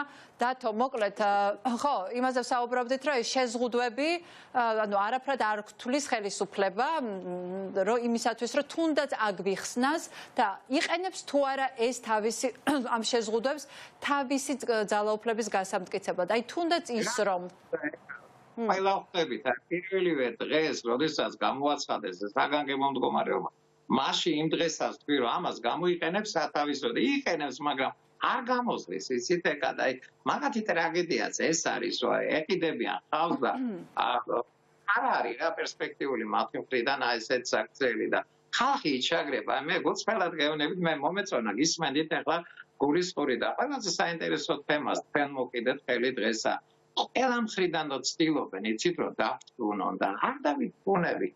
მე არ ვიცი, ახლა თქვენთან შედარებით საკმაოდ ისეთი ისა ვარ, სტაჟიანი მაყურებელი მოვლენებისა და ახლა თქვენ ამერიკაზე და რუსეთზე საუბრობდით და მე თუ გითხავთ, გამიხარდებოდა იქ რომ ჯდახვიკავი მე შემოგიერთებოდით. ой, ამის შემდეგ აუცილებლად სტუდიაში დაგპატიჟებ და თო ვარს არავარ მე არ მიყვარს ხოლმე ეს დისტანციური საუბარი და მათთან კარგად აი ცვათ შორის დაუკვირდით რა დღეს ისეთი დასუსტებულია თავად რუსეთის იდეოლოგია თვითონაც პანიკაში არიან მათი ეს ის არაა ბელადი ეგრე აგარიოვას იმაზე აგარაგზე იზოლირებულია მისი პრეზიდენტი კორონავირუსით არის შეპყრობილი პანიკა არის თავად რუსეთში დამერწმუნეთ აღარ არის უკვე ეს ის აი მე თუ მკითხავ ხალხი უკვე გულგრილად უყურებს რუსეთსაც ამ ხელისუფლებასაც რატო ხელისუფლებასა და ხალხს შორის უკვე მე-7 წელია გაწყდა რაღაცა მათი ბრალი არის ესეთ თვითონ დისტანცირდნენ მოსახლეობისაგან და აი ვიტომაც არის მოსახლეობა იმედგაცრუებული და რაც თავარია გაბრაზებულები არიან ეკა ეს საშინელება ხა ჩვენ და ჟურნალისტები ვარ და ჩვენ ყველას მანქანებით ვიწევს მოძრაობა და წარმოიდგინეთ მე არ დამავიწყდება იცით დიღმიდან კდანის გზაზე ესე ხიძე გადადიოდა ორი ქალი 10 კილოიანი ეს კარტოფილის ისენი ეჭირათ პარკები ხელში და მეუთხარი მე გაგიყვანთ მეთქი მაგრამ ფეხით რატო დადიხართ ტრანსპორტი არ არისო და ამ ხელისუფლებას არ აინტერესებს ეს ადამიანები რამდენი ადამიანი დადის ესე ფეხი და სხვა შორის მეგობარი მყავს ერთი ელიავას ბაზრობაზე სამხროში მუშაობს და მიბრძანესო რომ უნდა მოხვიდეო და იმუშაო და ვეუბნებიო რომ მარშრუტკა არ დადისო და როგორ ვიარო გდანიდან ყოველდღიურად არადა აი ტოტალური გულგრილობა ეგ აი არ ვიცი ახლა თქვენ აქედან მხარეს ოთაჭარისკენ დადიხართ თუ არა აი ფეხით მოძრაობს ყველა გაჩერებებზე ფეხით გადიან და არ აინტერესებთ ახლა მე შემემთხვა ეგეთი შისა აი ჩვენთან ვინტილები არის აი ყველა სახლზე რაღაც პრობლემებია არ არის ამის მაღაზიები გახსნილი აღარ ვამბობ ამ ყვადაღებულ საპარიკმახეროებზე ლამსა მონათეს საპარიკმახეროების აგენტად მაგრამ სხვათა შორის საპარიკმახეროებს ისეთ რეგულაციებს უწესებენ რომ მე ვისთანაც ისინი ამბობენ რომ ვერ გაიხსნებენ შეუძლებელი ამ რეგულაციებით იმუშაონ ვერ გაიხსნებენ და ამ ქვეყანაში საშუალო რაღაც ბიზნესი თუ წვრილი და საშუალო ბიზნესის დიდი წილი მოდის საპარიკმახერო სალონებზე ხო სერვისზე მარტო სალონები აი ეკა არ ვიცი ახლა შეიძლება თქვენთვის პრემანი არის მაგრამ აი ამ მობილურის კაბელი ვერ ვიშოვე იცი გამიწდა და დაკეტილი არის აი სადგურის გაყოლებაზე თუ იცით რიგები რო არის დაკეტილი ის ყოველდღე დავდივარ ვფიქრობ ეხლა თუ გახსნეს პრობლემებს გიქმნიან იცი და სერიოზული პრობლემები აი მოშლილი არის საქალაქო ტრანსპორტი მოშლილი არის კომუნიკაცია ხალხთან ეს მიუღებელი არის და აი გულწრფელად გეუბნებით მარტო აფთიაქები მუშაობდა გახსოვდა ეს 10 დღე რომ საერთოდ მანქანების აღძალეს კოშმარი იყო ან ხელისუფლება არის აი არ აინტერესებს ამ გახარიას აი ერთ მინისტრს არ გაუკეთებია განცხადება რა ხდება და როგორ ხდება განმარტება მაინც უნდა გაუკეთონ მოსახლეობას ამას ამიტომ ვაკეთებ გამოიყვანენ ამ საწავ ექიმებსა და რაღაც არ მინდა რა ვისაუბრო 0.1% არის ჩვენთან დაავადებული 0.01 მაბადია არ არის ნუ ჩვენთან ერთად აი პანდემია ნამდვილად არ არის რა და გადაგვაყოლეს ამ აშკარად აი ამას იყენებენ იმისაც რომ გრანტები დაეჭრიან და როგორ გაბრძანა იმ გახარია მოვაგროვეთ შეისაო და რისთვის აპირებენ ამას აი საერთოდ გაუგებარია ბევრი რამ ამ ტრაქციაში და ცოდვა ხალხი მე ვფლი რომ აი ადამიანები იჩაგრებიან პირველ რიგში აი ამ იდიოტობით და არა ვარ ჩვენ ისეთი ხალხი რომ მოვიწვიოთ აი რა ხო და ხო ვითმენთ ახლა აი ზურა ჯაფარიძე ამბობდა რომ არ უნდა მოვითმენოთ და ყველამ რაღაცა ინდივიდუალური პროტესტის ფორმა უნდა მოვნახოთ აი მე როგორც მოვნახე ხო ერთ დღეს დაჯდა პრეზიდენტის ადმინისტრაციის წინ ხო რაღაც ბანერით 6 დღე არ მიჭამია ეწერა ფრანგულად მერე წავიდა თერმოსკრინინგი ჩაუტარა ხო თერმოსკრინინგი ჩაუტარა კანცელარიის თანამშრომლებს ნუ მანამდე იყო და გავიდა იპოდრომზე ნუ ძალიან ახალისოა მაგრამ ეს არის ძალიან კარგი ფორმა სხვათა შორის სნაიდერიც ამას ამბობს დღეს მასები ლაპარაკებ რომ ამ დროს რაღაცა ფორმა აუცილებელია რომ აჩვენოთ ხელისუფლებას რომ არ ემორჩილებით რაღა აპროტესტებთ ამას და რა ფორმა იქნება ეს არ აქვს გადამწყვეტი მნიშვნელობა ჩას ჩვენ მოგვიწევს ჟურნალისტებს რაღაცა ფორმის გამოცემა და მოდით აი იქ სამი კაცი ხო ხართ ეკა ხო აი ეს დაგემატებით რაღაცა მოვიფიქროთ თუ გინდათ პუბლიკურის ანძაზე დავდგეთ და აი დავდგეთ და იქედა ვაპროტესტოთ რაღაცა უნდა გავაკეთოთ თორე დამთრგუნველია ეს არ უნდა ვეგუებოდეთ აი დამერწმუნეთ რა რაღაცა ალბათ ჩვენ მოგვიწევს გაკეთება ამისი რომ შევახსენოთ ამ ბრიფებსა და ამ უცნაურ ხელისუფლებას რომ ეს არ შეიძლება ადამიანებს მოერგოს ხალხს ეკწევიან ცუდად ეკა ხალხს ჩვენს ცუდად გვეკწევიან მე არ ვიცი თქვენს ტელევიზიაში როგორ მოძრაობენ მაგრამ დილას და საღამოს ჩვენ მოყვავს თანამშრომლები და მიყვავს ჩვენც ესე ვაკეთებთ ეს საშინელებაა ეკა არ შეიძლება ეს არასწორია ამერიკაში ან ნიუ-იორკში ტრაგედია რადონის იყო ერთი ორი კვირის საზოგადოებრივი ტრანსპორტი მუშაობდა ვეუბნები ამ გახარიას ამუშავეთ ქალაქი მეთქი და არ ადარდებთ და მოდით რა ჩვენ ამოძრავდეთ და ჩვენ გავაკეთოთ რაღაცა გინდა პერფორმანსი დაარქვით და არ ვიცი თუ უნდა რაღაცა უნდა მოვიფიქროთ ნამდვილად და დათო მინდა ასევე პოლიტიკაზე ბოლო კითხვა დაგისვა აი დღეს ნინო ჯანგირაშვილმა დაწერა რომ აი როდესაც საკმაოდ კარგ სიტუაციაში იყო ყოველ შემთხვევაში ხელისუფლება ამ ვირუსის გამო მის მიმართობა გაიზარდა და ასე შემდეგ აი რატომ გააკეთა ის რაც გააკეთეს გუშინ ხო აი გამოიწვიეს საერთაშორისო საზოგადოება და მიიღეს აი ძალიან მწარე სილა განსაკუთრებით დღეს სენატორი რიშის განცხადება იყო ასე თქვა წერტილის დასმა ხო აი ასე თქვა რაღაცა გუბეში ჩახტნენ ამოიგლაგნენ და ისევ ამაზეა ეხლა დღეს ლაპარაკი როგორ კიდე ერთხელ გადამგდებია ბიძი აი რატო გააკეთა რა ახსნა გაქვთ არ ვიცი ეს აი ამ ადამიანის ნაბიჯებს ვერავინ ვერ გათვლის იმპულსური არის მე თუ მკითხავთ ახირებული არის და ეთქობა უბრძანა თავის ბორიზნელაძეებსა და ის ბავშვების გამოვიდნენ იჩურჩუტეს აგერა თავი მოიჭრეს 1-2-ის გააკეთონ ეგეთი და მე მგონი თვითონაც ვიხდები რომ უნდა გაიქცნენ საქართველოს და წააგეს სირცხვილი აი ქვეყნისთვის სირცხვილია ესეთი უპასუხებლო განცხადებები თანამდებობებით არიან ესე ვთქვათ რევოლუციები თორე პარლამენტის თავმჯდომარე როგორ უნდა იყოს ეს ბიჭი რა სისურელეები თქვა გუშინ და ის ჩოლკიანი ბიჭი საცოდაობა იყო როგორ ამართლდა წააგეს ამითი და მე მგონი გადაწყდება კიდევაც ამათი ბედი აი ესეთი 2-3 ნაბიჯის გადადგან ესეთი და მე მგონი არავინ არ ვევა მაგათ დასაცავად არც მიტინგებზე და არც არჩევნებზე კი ბატონო დათო ძალიან დიდი მადლობა ამის შემდეგ სტუდიაში დაგპატიჟებთ აუცილებლად არ ვიცოდი თუ სტუდიაში მოსვლა გინდოდა თორე მაგ შანს ხელი და ნამდვილად არ გაუშვებდი მე შემიძლია მოვიდე თქვენთან სტუდიაში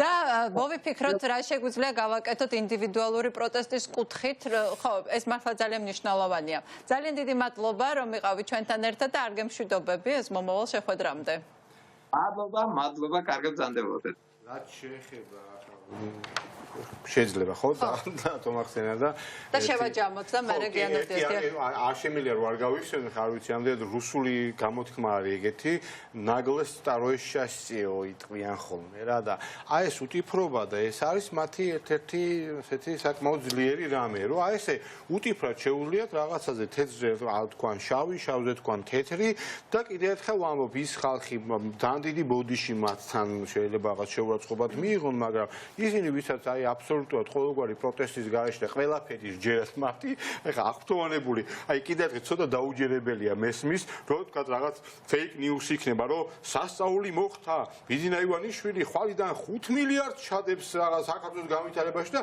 ვიღაცა მართლაც ესაო აგაშენახ მე გვეშველა მე მგონი.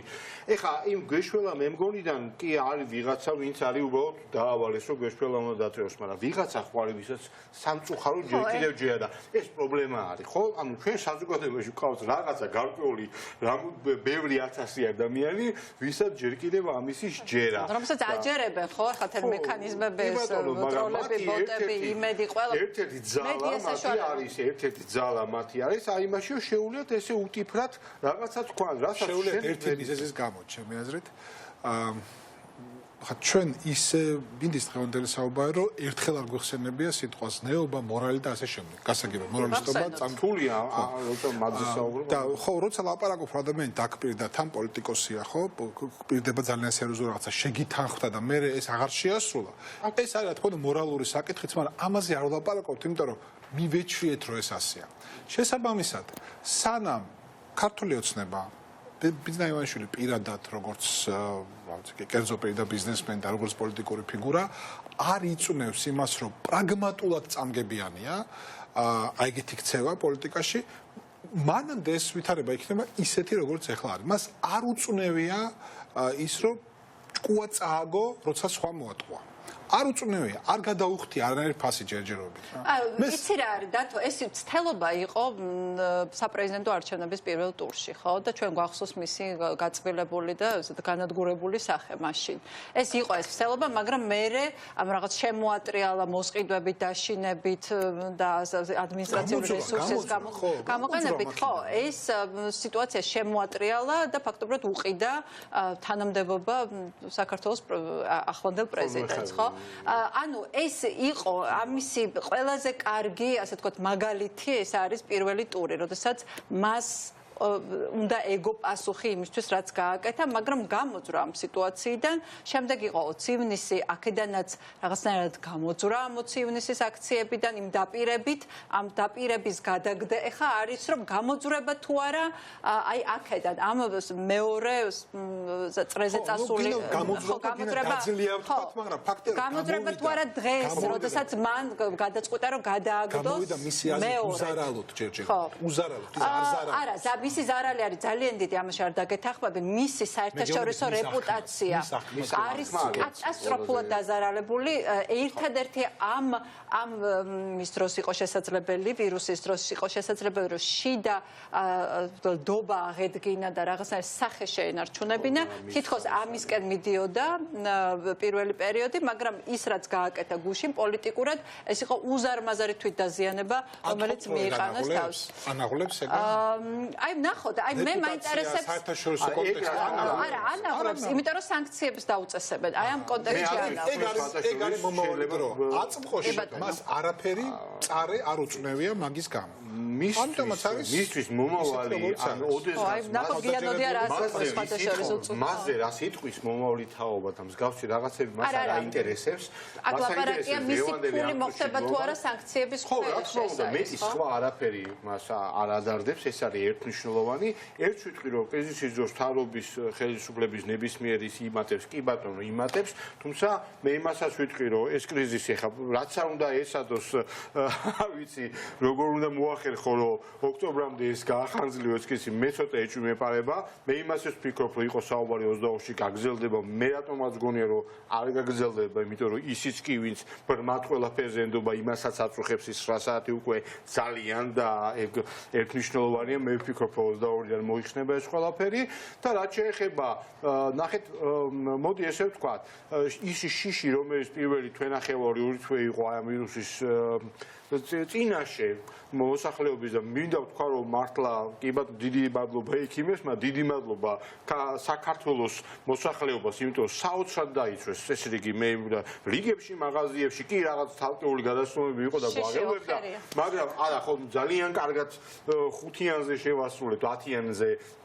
ყველაფერი, მაგრამ ეს ვინაიდან უკვე ჩანს რომ ეს საფრთხე ისეთი არ არის ჩვენთან და ეს ძალიან კარგია რომ ესე არის, ეს შიში ნელ-ნელა უკანა პლანზე გადადის და შესაბამისად აი ეს კრიზის მენეჯერული რაღაც ვითომ აბსოლუტურად ჩემთვის გაუგებარი რაღაც წარმატება, რომელიც მე მესმის რატომაც შეიძლება აიწიოს. თუნდაც იმიტომ აიწიოს რომ ოპოზიცია გამოძეიდახის რომ მე შენ არაფერში არ შემოგედავები, აგერ აკეთე შენი საქმე. ეს უკვე ნიშნავს იმას, რომ გარკვეულწილად მე უკან დავიხიე, მაგრამ ეს გადადის ნელ-ნელა ეს ყველაფერი და ჩემი აზრით ზუსტად იქ დაждდება, სადაც უნდა იყოს ქართული ოცნების ადგილი. მე ამაზე ვარ დარწმუნებული.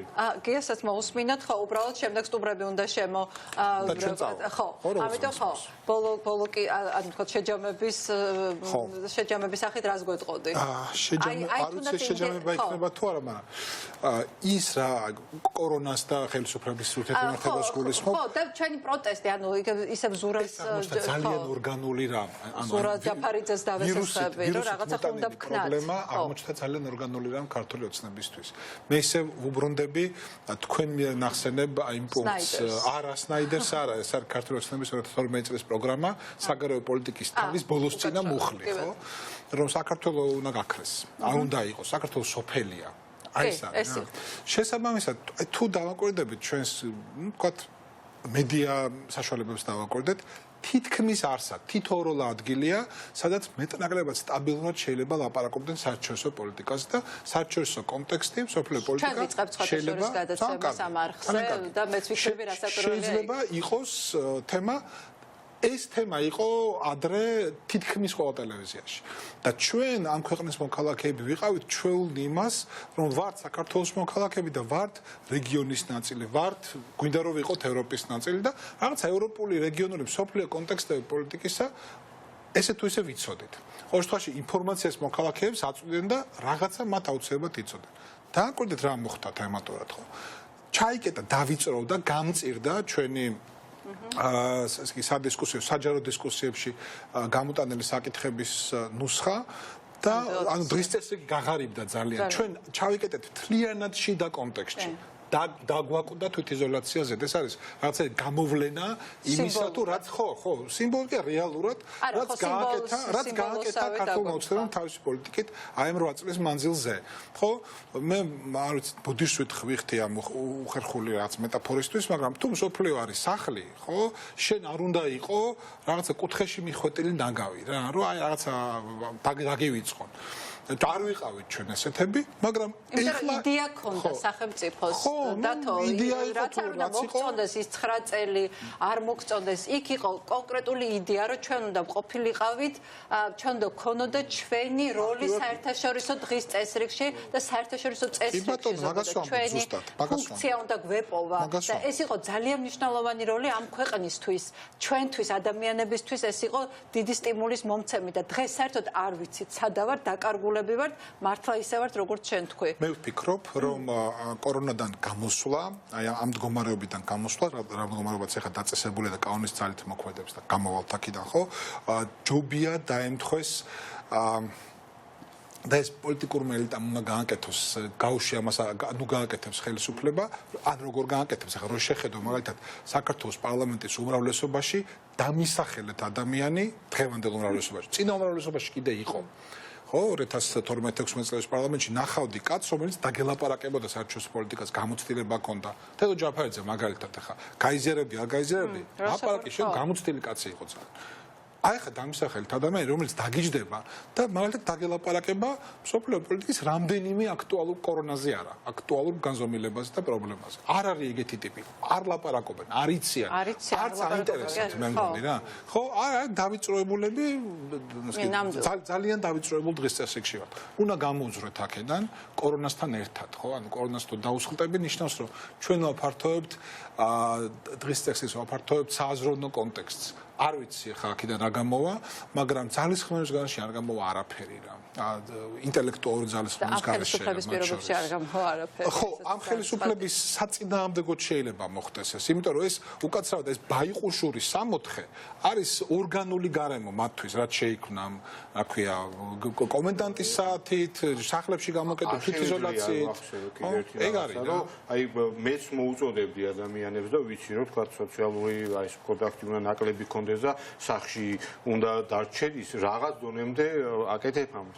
მაგრამ ძალიან გამაღიზიანებელია რომ ვიღაცა ჩინოვნიკი რომელიც არ ვიცი რაღაც 15 თუ 20000-იანი ხელფასიანი ტიპი არის რომ იდა დარჩი რა სახში კაცო რა აი ამას გეუბნება ძალიან გამაღიზიანებელი არის ესო თქვა ჩვეულებრივ ადამიანმა მეორეს უთხრას რომ გავიჭირო თქვენი ჭირიმე რაღაცა ვქნას ერთია მაგრამ როდესაც გააკე არ ვიცი ვიღაცა არის ხო საგანელია ვიღაცები ხო რაღაც 28000 რაღაცები და ესო წამოგვიდა და რომ გაკვირებულია რომ დარჩი რა სახში რა გინდა ეს გარეთ იდექი ჩემთვის და ჭამე რა და სვი და ამას გეუბნება მარანიშვილმა ხელისუფლებაში მოსული ღია თქვა რომ ამ საზოგადოების მთავარი პრობლემა არის მისი უმწიფარობა რა და მე აიღო და ეს პრობლემა იქცია თავის კოზირად აი ეს კოზირი უნდა დაკარგოს მან ხო, საზოგადოება მე არ ვფიქრობ რომ საზოგადოება იგივე დარჩა რაც იყო მე ვფიქრობ რომ ჩვენ ამ ხნის მანძილზე შევიცვალეთ, გავიზარდეთ და ალბათ ამას დავანახებთ არა მარტო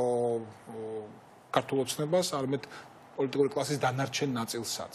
დავანახებთ, როცა ვამბობ გულისხმობ დიდი ანგარიშით ქართულ ხალხს და არა მხოლოდ ქართულ საქართველოს მოქალაქე ამომრჩევლებს. ხო, ძალიან საინტერესო წეგან ქონდა აზრი იმასთან დაკავშირებით, რომ მართლაც ეს ჩვენ მდგომარეობას სიმბოლურად ზედააკვდა ეს თვითიზოლაცია, რომელშიც ძალიან დიდი ხნის განმავლობაში ვიმყოფებოდით.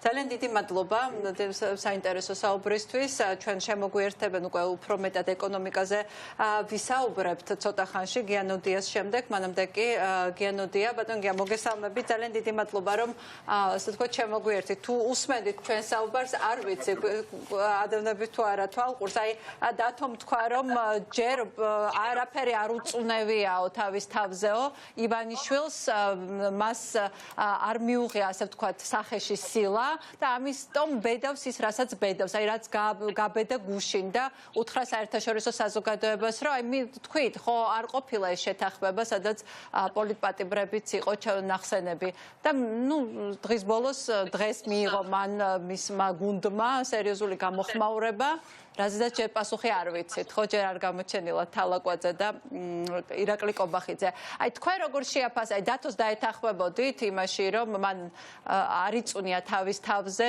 რეალური შედეგები მისი ანუ პასუხისგებლობა არავის მოუთხოვია მის ასეთ საქციელზე თუ არა პასუხისგებლობის მოთხოვნა პოლიტიკოსისგან შეუძლია ხალხს ამომრჩეველს ჯერჯერობით დავეთანხმებით დათოს რომ ამომრჩევლისგან მას ასეთი ასე ვთქვათ სილა არ უწუნევია კი როგორც თქვენ თქვით რომ პირველ ტურში საპრეზიდენტო არჩევნების თითქოს რაღაც ამ სილასთან მიახლოებული იყო მაგრამ მან შემდეგ შეძლო იმ მეთოდებით რაც გამოიყენა მაგრამ ფაქტობრივად შედეგის თვალსაზრისით შეძლო ამ სიტუაციის შემოbrunება მან ძალიან ბევრი სილა მიიღო საერთაშორისო ასპარეზზე მაგრამ ნუ როგორც ხედავთ და იღებს კიდევ თუნდაც დღევანდელი განცხადებიდან გამომდინარე მაგრამ ნუ ის არ ვიცი ალბათ ანგარიშობს რომ ამას ძალიან დიდი მნიშვნელობა არ აქვს როგორც ჩანს გარკვეულად შეიძლება ის გაათამამა ამ პანდემიამ, იმიტომ რომ ეს მისთვის ყოველ შემთხვევაში მოკლევადიან პერსპექტივაში იყო მომგებიანი ან ასე ჩათვალა თვითონ, რომ ნუ საქართველოს რაღაც ქება დაიმსახურა და საერთაშორისო ორგანიზაციებისგან და რაღაც ზომით ალბათ წერილი მოგწერა და დიდი ნაწილი თვალყოფილია რომ იმდენი ხალხი არ მოგწერა და ასე შემდეგ და ნუ აი მეტის უფლება შეიძლება ისეს თავს და ნუ რაღაც ასე ვთქვათ გააკეთოს ის რაც გააკეთა. ანუ თქვენ ფიქრობთ რომ ამ კრიზისმა თქვენ ფიქრობთ, რომ აი ამ კრიზისმა შეაგულიანა, ამ კრიზისში მის მიმართ გაზრდილმა ნდობამ შეაგულიანა ხელისუფლება, ხელისუფლებას ვამბობ გულისხმობ ივანიშვილს, რასაკვირველია, სხვა არავინ არ არის ხელისუფალი ამ ქვეყანაში. ამან შეაგულიანა თუ ფიქრობდა, რომ აი ეხა კორონა ჩვენთვის ყველაზე ნაკლები პრობლემა გამოდგას და იმედი ასე გაგრძელდება, მაგრამ იმ ქვეყნებში, საიდანაც ჩვენ ველით დახმარებას, პოლიტიკურ მხარდაჭერას, დემოკრატიული პროცესების ხო იმ ქვეყნებში ანუ ძალიან მძიმე ვითარება იყო ამ ვირუსთან დაკავშირებით ამერიკაში და ევროპაში და იფიქრა რომ აი ეხლა ჩვენთვის ვინ მოიცლის და ამიტომ აი ეხლა გავაპარებ ამ ამბავს. შესაძლებელია ახლა მე ვერ ვიტყვი ის რაც ფიქრობ ზუსტად, მაგრამ ყოველგვარში ლოგიკურია რომ ესები ვარაუდოთ. ორივე თვალსაზრისითაც რომ საზოგადოებაშიც მისმა რეიტინგმა აიწია, სავარაუდოდ მოკლევადიან პერსპექტივაში ასეც არის, მაგრამ მთავარია რომ ის ასე ფიქრობს და მეორე მხრივ ის რა თქვენ ამ წუთში თქვით, რომ ყველა მთელი მსოფლიო ამერიკა, დასავლეთი ევროპა არის სწორედ კორონავირუსის მძვინვარების ასპარეზი და იქ სხვისთვის არაფრის არ ცალიათ. და შეიძლება მისი მრჩევლებისგანაც სწორედ ეს რჩევა მიიღო, რომ აი ახლა კარგი დროა ამისთვის, ანუ ეს სიტუაცია მომგებიანია ასეთი ნაბიჯის. ბატონო, აი თქვენი აზრი მაინტერესებს. თქვენ რას ფიქრობთ? არ უნდა მას პოლიტპატიმრების გამოშვება, იმიტომ რომ ფიქრობს, რომ ისინი პრობლემებს შეუქმნიან და უფრო გააქტიურებენ პოლიტიკურ ცხოვრებას, თუ ამას იყენებს პოლიტპატიმრების არ გამოშვებად იმისათვის, რომ ჩააგდოს საკონსტიტუციო ცვლილებები? ჩემი აზრით მთავარი რა თქმა უნდა მეორეა, მაგრამ აქვს გარკვეული სიჯიუტე ამ შემთხვევაში პირადად ბიძინა ივანიშვილს, რომ მას უყვარს, როდესაც ხალხი ნერვებს უშლის რაღაცნაირად ციხეშია და ეს მას რაღაც ფსიქოლოგიურ გაოფილებას ანიჭებს და ამიტომ გაჯიუტდა ერთგვარად, ეს რაღაც მისთვის პრინციპული საკითხია. რა თქმა უნდა, მისთვის მორალურად წამგებიანია და გასაგებია რატომაცაა წამგებიანი იმის აღიარება, რომ პოლიტპატიმრები ყავს. რიშმა პირდაპირ უთხრა, რომ პოლიტპატიმრები ანუ აღარ დაუწყია იქ რაღაცა დიპლომატიური, მკაცრი დიპლომატიური ენის გამოყენება, პირდაპირ უთხრა. ვიქტორიის პოლიტიკოსია და არა ელჩი, ელჩების ენა სხვა არის, დიპლომატების ენა სხვა არის, რასაც ის იყენებს, სწორედ ახლა აქტიურად, რომ დიპლომატების ასე ვთქვათ, ენა არის, გარკვეულად ბუნდოვანი თუ ძალიან ბიანი და არა ცალსახა და პოლიტიკოსებს შეუძლიათ ასეთი ცალსახა ესე განცხადებების გაკეთება.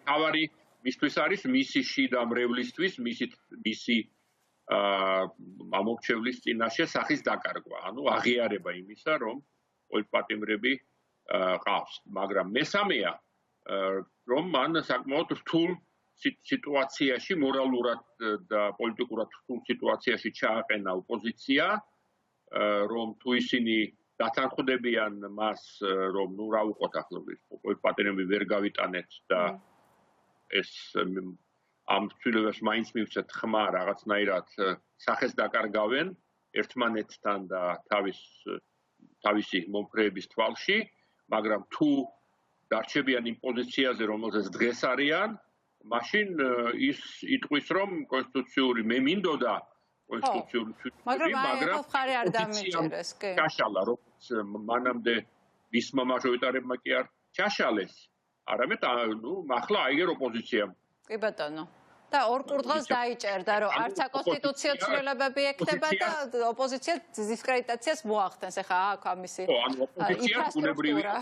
ოპოზიციაში რაღაც წინააღმდეგობებსაც გამოიწვევს, იმიტომ რომ ეს მართლაც ობიექტურად საკმაოდ რთული სიტუაციაა.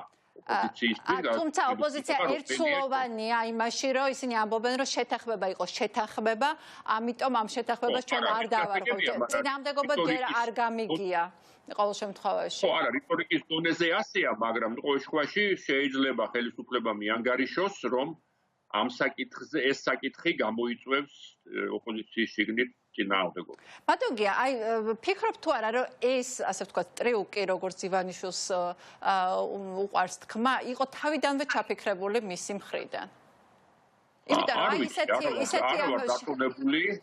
არა ვარ დარწმუნებული, რომ ასე რაღაც მრავალსულიან კომბინაციებს აკეთებს, არ მგონია ახლა, როცა ბიძინა ივანიშვილმა პირადად, ასე ვთქვათ, გააკეთა დაპირება, რომ აი ჩვენ გადავდივართ ახალ სისტემაზე და უკვე 20 წელს იქნება საბრალო. არა, მაგას არ ვამბობ, ვამბობ შემდეგ. ხო, არა, გასწევე, მაგრამ მაშინაც ხო შეგვიძლია ვიფიქროთ, რომ მაშინაც გაფიქრებული იყო, მე კი ივანიშვილი კი იტყვის, მაგრამ მერე გადააბრალებს აქაც იგივე ტიპის ლოგიკაა, რომ თავიდანვე მას ყველაფერი გათვლილი აქვს. რა თქმა უნდა, შეიძლება ივანიშვილი გენიოსია და მე პირადად არ ვაფასებ, მაგრამ სათანადოდ, მაგრამ რატომღაც არ ამგონია, რომ ასეთ მრავალწლიან კომბინაციებს ფიქრობს, უბრალოდ იმ მომენტში იმდანაც დიდი იყო წნეხი დასავლეთიდან, რომ მისივე თვალსაზრისით ერთგვარი სისუსტე გამოიჩინა და რაღაც შეთანხმება წავიდა და მერე შეიცვალა სიტუაცია და ჩათვალა, რომ შეუძლია გამოდროს. ხო, მაგრამ ეხლა მთავარი ჩვენ რაც ვიცით და ყოველ შემთხვევაში დროში ნამდვილად ასე დაემთხვა, რომ როდესაც რიშის წარმომადგენელი ჩამოვიდა აქ და ვიცით, რომ მან გადასცა გზავნილი, რომ თუ საქართველოში დემოკრატიას პრობლემებს შეუქმნის და არ შეასრულებს დანაპირებს, ის აღმოჩნდება სანქციის ქვეშ. პირადად ივანიშვილი და ამის შემდეგ, ყოველ შემთხვევაში ვნახეთ, რაც რომ ის ყველაფერზე დათანხმდა ყოველ შემთხვევაში ოპოზიციის მოთხოვნებს. ეხლა დღესაც მივიღეთ რიშის წერილი, ხო? მაშინვე გამოეხმაურა, ძალიან მაინტერესებდა დღეს თელი დღე ველოდებოდი კობახიძის და თალაკვაძის განცხადებას, მხოლოდ პარტიიდან იონა თამაშვილი გამოეხმაურა, ჯერ სხვა გამოხმაურება არ ყოფილა. აი ხა დაველოდოთ, ხო? აი ამაზე რა რეაქციას მიცემს, იქნება თუ არა ეს სიგნალი საბოლოო ჯამში რა გადაწყვეტილებას მიიღებს? ხო, ჩვენ ასე პარტიებს შორის ეს მოლაპარაკება რომ მიდიოდა საკმაოდ დიდი სკეპტიციზმი იყო, რომ რაიმე დათმობას გააკეთებდა ივანიშვილი, მაგრამ მერე გააკეთეს, ყოველ შემთხვევაში იმ მომენტისთვის გააკეთეს ეს დათმობა, ასე რომ ახლაც შეუძლებელია იმის ასე ვთქვათ, მტკიცება კატეგორიულად, რომ ის უკან არ დაიხებს. შეიძლება არც დაიხებს, რა თქმა უნდა, და აი ამ მომგებიან ასე ვთქვათ, გამბიც გაითამაშებს, რომ ოპოზიციის ხელით მოკლავს 8 მარტის შეთანხმებას, იმ ნაწილს, რაც შეეხება კონსტიტუციურ ცვლილებებს, მაგრამ არ გამოურიცხავ, რომ რაღაცნაირად ჩათვალოს, რომ ვაიმე, აი რაღაც თლად ისე კარგად არ გამithვლია და შეიძლება რაღაც უკან დავიხიო, ვიღაცა მაინც გამოუშვა, ან რაღაცა მაინც გავაკეთო ისეთი, რაც დასავლეთს დააკმაყოფილებს. აი თუ უკან არ დაიხია და თავისი გზით წავიდა, რა შედეგები შეიძლება ამან მოიტანოს? ხო, ეს არ ვიცი, ალბათ ივანიშვილიც მას არ იცი ზუსტად, ისიც რისკავს, რა თქმა უნდა. ცხადია, რომ პოზიტიურ შედეგებს არ მოიტანს, საქართველოსთვის პოზიტიურს ქვეყნისთვის არ მოიტანს და რა თქმა უნდა, არც ქართული ოცნების მთავრობისთვის არ მოიტანს პოზიტიურს საერთაშორისო პრესტიჟის თვალსაზრისით, მაგრამ მთავარია რამდენად ცუდ შედეგებს მოიტანს. საუბარია, რა თქმა უნდა, სანქციებზე, საუბარია რაღაც დასავლეთის პოზიციაზე საქართველოს როგორც სახელმწიფოს მიმართ. ანუ ხელისუფლება მზად არის რაღაცები დათმოს ამ თვალსაზრისით, ანუ გააუარესოს საქართველოს პოზიცია იმისათვის, რომ ხო, სხვათა შორის დახმარებებიც ეჭქვეშ დააყენოს, შეიძლება. მაგრამ რამდენად და რისკავს, ხადია რომ რისკავს, ასე რომ აქ ძალიან რთულია შეფასება, კონკრეტულად რამდენი რისკის ატანა შეუძლია ივანიშვილს. რაღაც რისკის ატანა შეუძლია, მაგრამ იმასაც ვხედავთ, რომ ფრთხილი ადამიანია და რაღაც მომენტებში უკანაც იხებს. კი ბატონო, და ჩვენ გადავდივართ ისევ ეკონომიკის თემაზე და ამ შეზღუდვების რა გავლენა აქვს ეკონომიკაზე. აი თქვენი აზრით, დღეს რა კითხვები უნდა გქონდეს ხელისუფლებასთან ამ შეზღუდვებთან დაკავშირებით, კომენდანტის საათთან დაკავშირებით და ასე შემდეგ? მთავარია რომ რა არის მისი რეალური გეგმა ეკონომიკის აღორძინების, იმიტომ რომ ის რაც მათ წარმოადგენს ეს რაღაც ფრაგმენტებია და ამ გეგმის დეტალებზეა სასაუბრო, მაგრამ მეორეა, რამდენად დიდ რისკის აღება შეუძლიათ მათ კორონავირუსის გავრცელების თვალსაზრისით, იმიტომ რომ დღეს მთელ მსოფლიოში სხვადასხვა ქვეყანაში შეტრიალდა ერთგვარად განწყობა, ანუ არ არსებობს იმის აღიარება, რომ რა კი კორონავირუს პანდემია ძალიან მნიშვნელოვანი საფრთხეა, გავრცელება, მაგრამ ეკონომიკის განადგურებაც არანაკლებ მნიშვნელოვანი საფრთხეა და ამიტომ რაღაც რისკზე წასვლა აუცილებელია. რისკზე წასვლა იმ აზრით, რომ შეიძლება რაღაც ასე ვთქვათ, ისევ გაიზარდოს ინფიცირებულთა რიცხვი, მაგრამ რაღაცნაირად კონტროლის ქვეშ უნდა იყოს ეს, არ უკონტროლოდ არ უნდა გაიქცეს, იტალიაში გაიქცა, ან ნიუ-იორკში, მაგრამ ამავე დროს უნდა დაუშვა, რომ რაღაც რისკი არსებობს, იმიტომ რომ სხვანაირად შეუძლებელია ეკონომიკა აღორძინო, ან არ შეუძლებელია რომ სულ იზოლაციაში ვიყოთ და სულ კარანტინში ვიყოთ. ხო, მარტო იმაზე იფიქრო, რომ ნებისმიერ ფასად, ასე ვთქვათ, არ დაუშვა ვირუსის გავრცელება და სულ იმაზე იფიქრო, რომ აი რა კარგია, რომ ნაკლები, ასე ვთქვათ, ადამიანი დაიფიცირდა ამ კვირაში ვიდრე წინა კვირაში. ეს ძალიან კარგია, რა თქმა უნდა, როდესაც ეს ასეა, მაგრამ თუ ქვეყანაში არის, თუ ეკონომიკა ნადგურდება, მაინც და მაინც სასიხარულო ეს არ არის და როგორც ვირუსით გარდაცვლილი ადამიანია, ცოდვა, ასე ვთქვათ, და უნდა ვეცადოთ, რომ ეს არ მოხდეს. განსაკუთრებით ის ქვეყანაში, როგორიც არის საქართველო, აქ არ არის ხოლო თქვათ უმუშევრობის ზრდა, აქ პრაქტიკულად არის შიმშილის ზრდა, ფიზიკური პირდაპირი გაგებით შიმშილის ზრდის წინაშე გავართ და ეს არის რეალობა და ეს რეალობა ხელისუფლებამ უნდა აღიაროს და ასე რომ რაღაც ნარნარი მეთოდებით ამის გამოსწორება არ გამოვა. კი ბატონო, ძალიან დიდი მადლობა. ეს იყო გიანოდია, ბატონო გია, დიდი მადლობა გადაცემაში მონაწილეობისთვის და ჩვენ უბრუნდებით სტუდიას ნინო ევგენიძე და გიგა ბედინეიშვილი შემოგვერთენ სტუდიაში და ვატო ლეჟავა, თავისუფალი და აგრარული უნივერსიტეტის რექტორი ჩაგვერთვება და ისიც მონაწილეობას მიიღებს ამ გზით ჩვენს დისკუსიაში. მოგესალმებით პირველ რიგში. ძალიან დიდი მადლობა, რომ ხართ ჩვენთან ერთად და ნინო, რადგან კვლევები გააკეთა თქვენმა ინსტიტუტმა, ეკონომიკური პოლიტიკის კვლევის ცენტრმა, აი რა ამ კვლევებით უცხო სხვა ქვეყნებზე იყო, ხო, ჩვენ მეზობელ ქვეყნებზე იყო ეს კვლევები. აი ამ კვლევების მიხედვით საქართველომ რა გადადგა სწორად რა გააკეთა და რა არ გააკეთა სწორად. აი თუ სხვა ქვეყნებს შევადარებთ.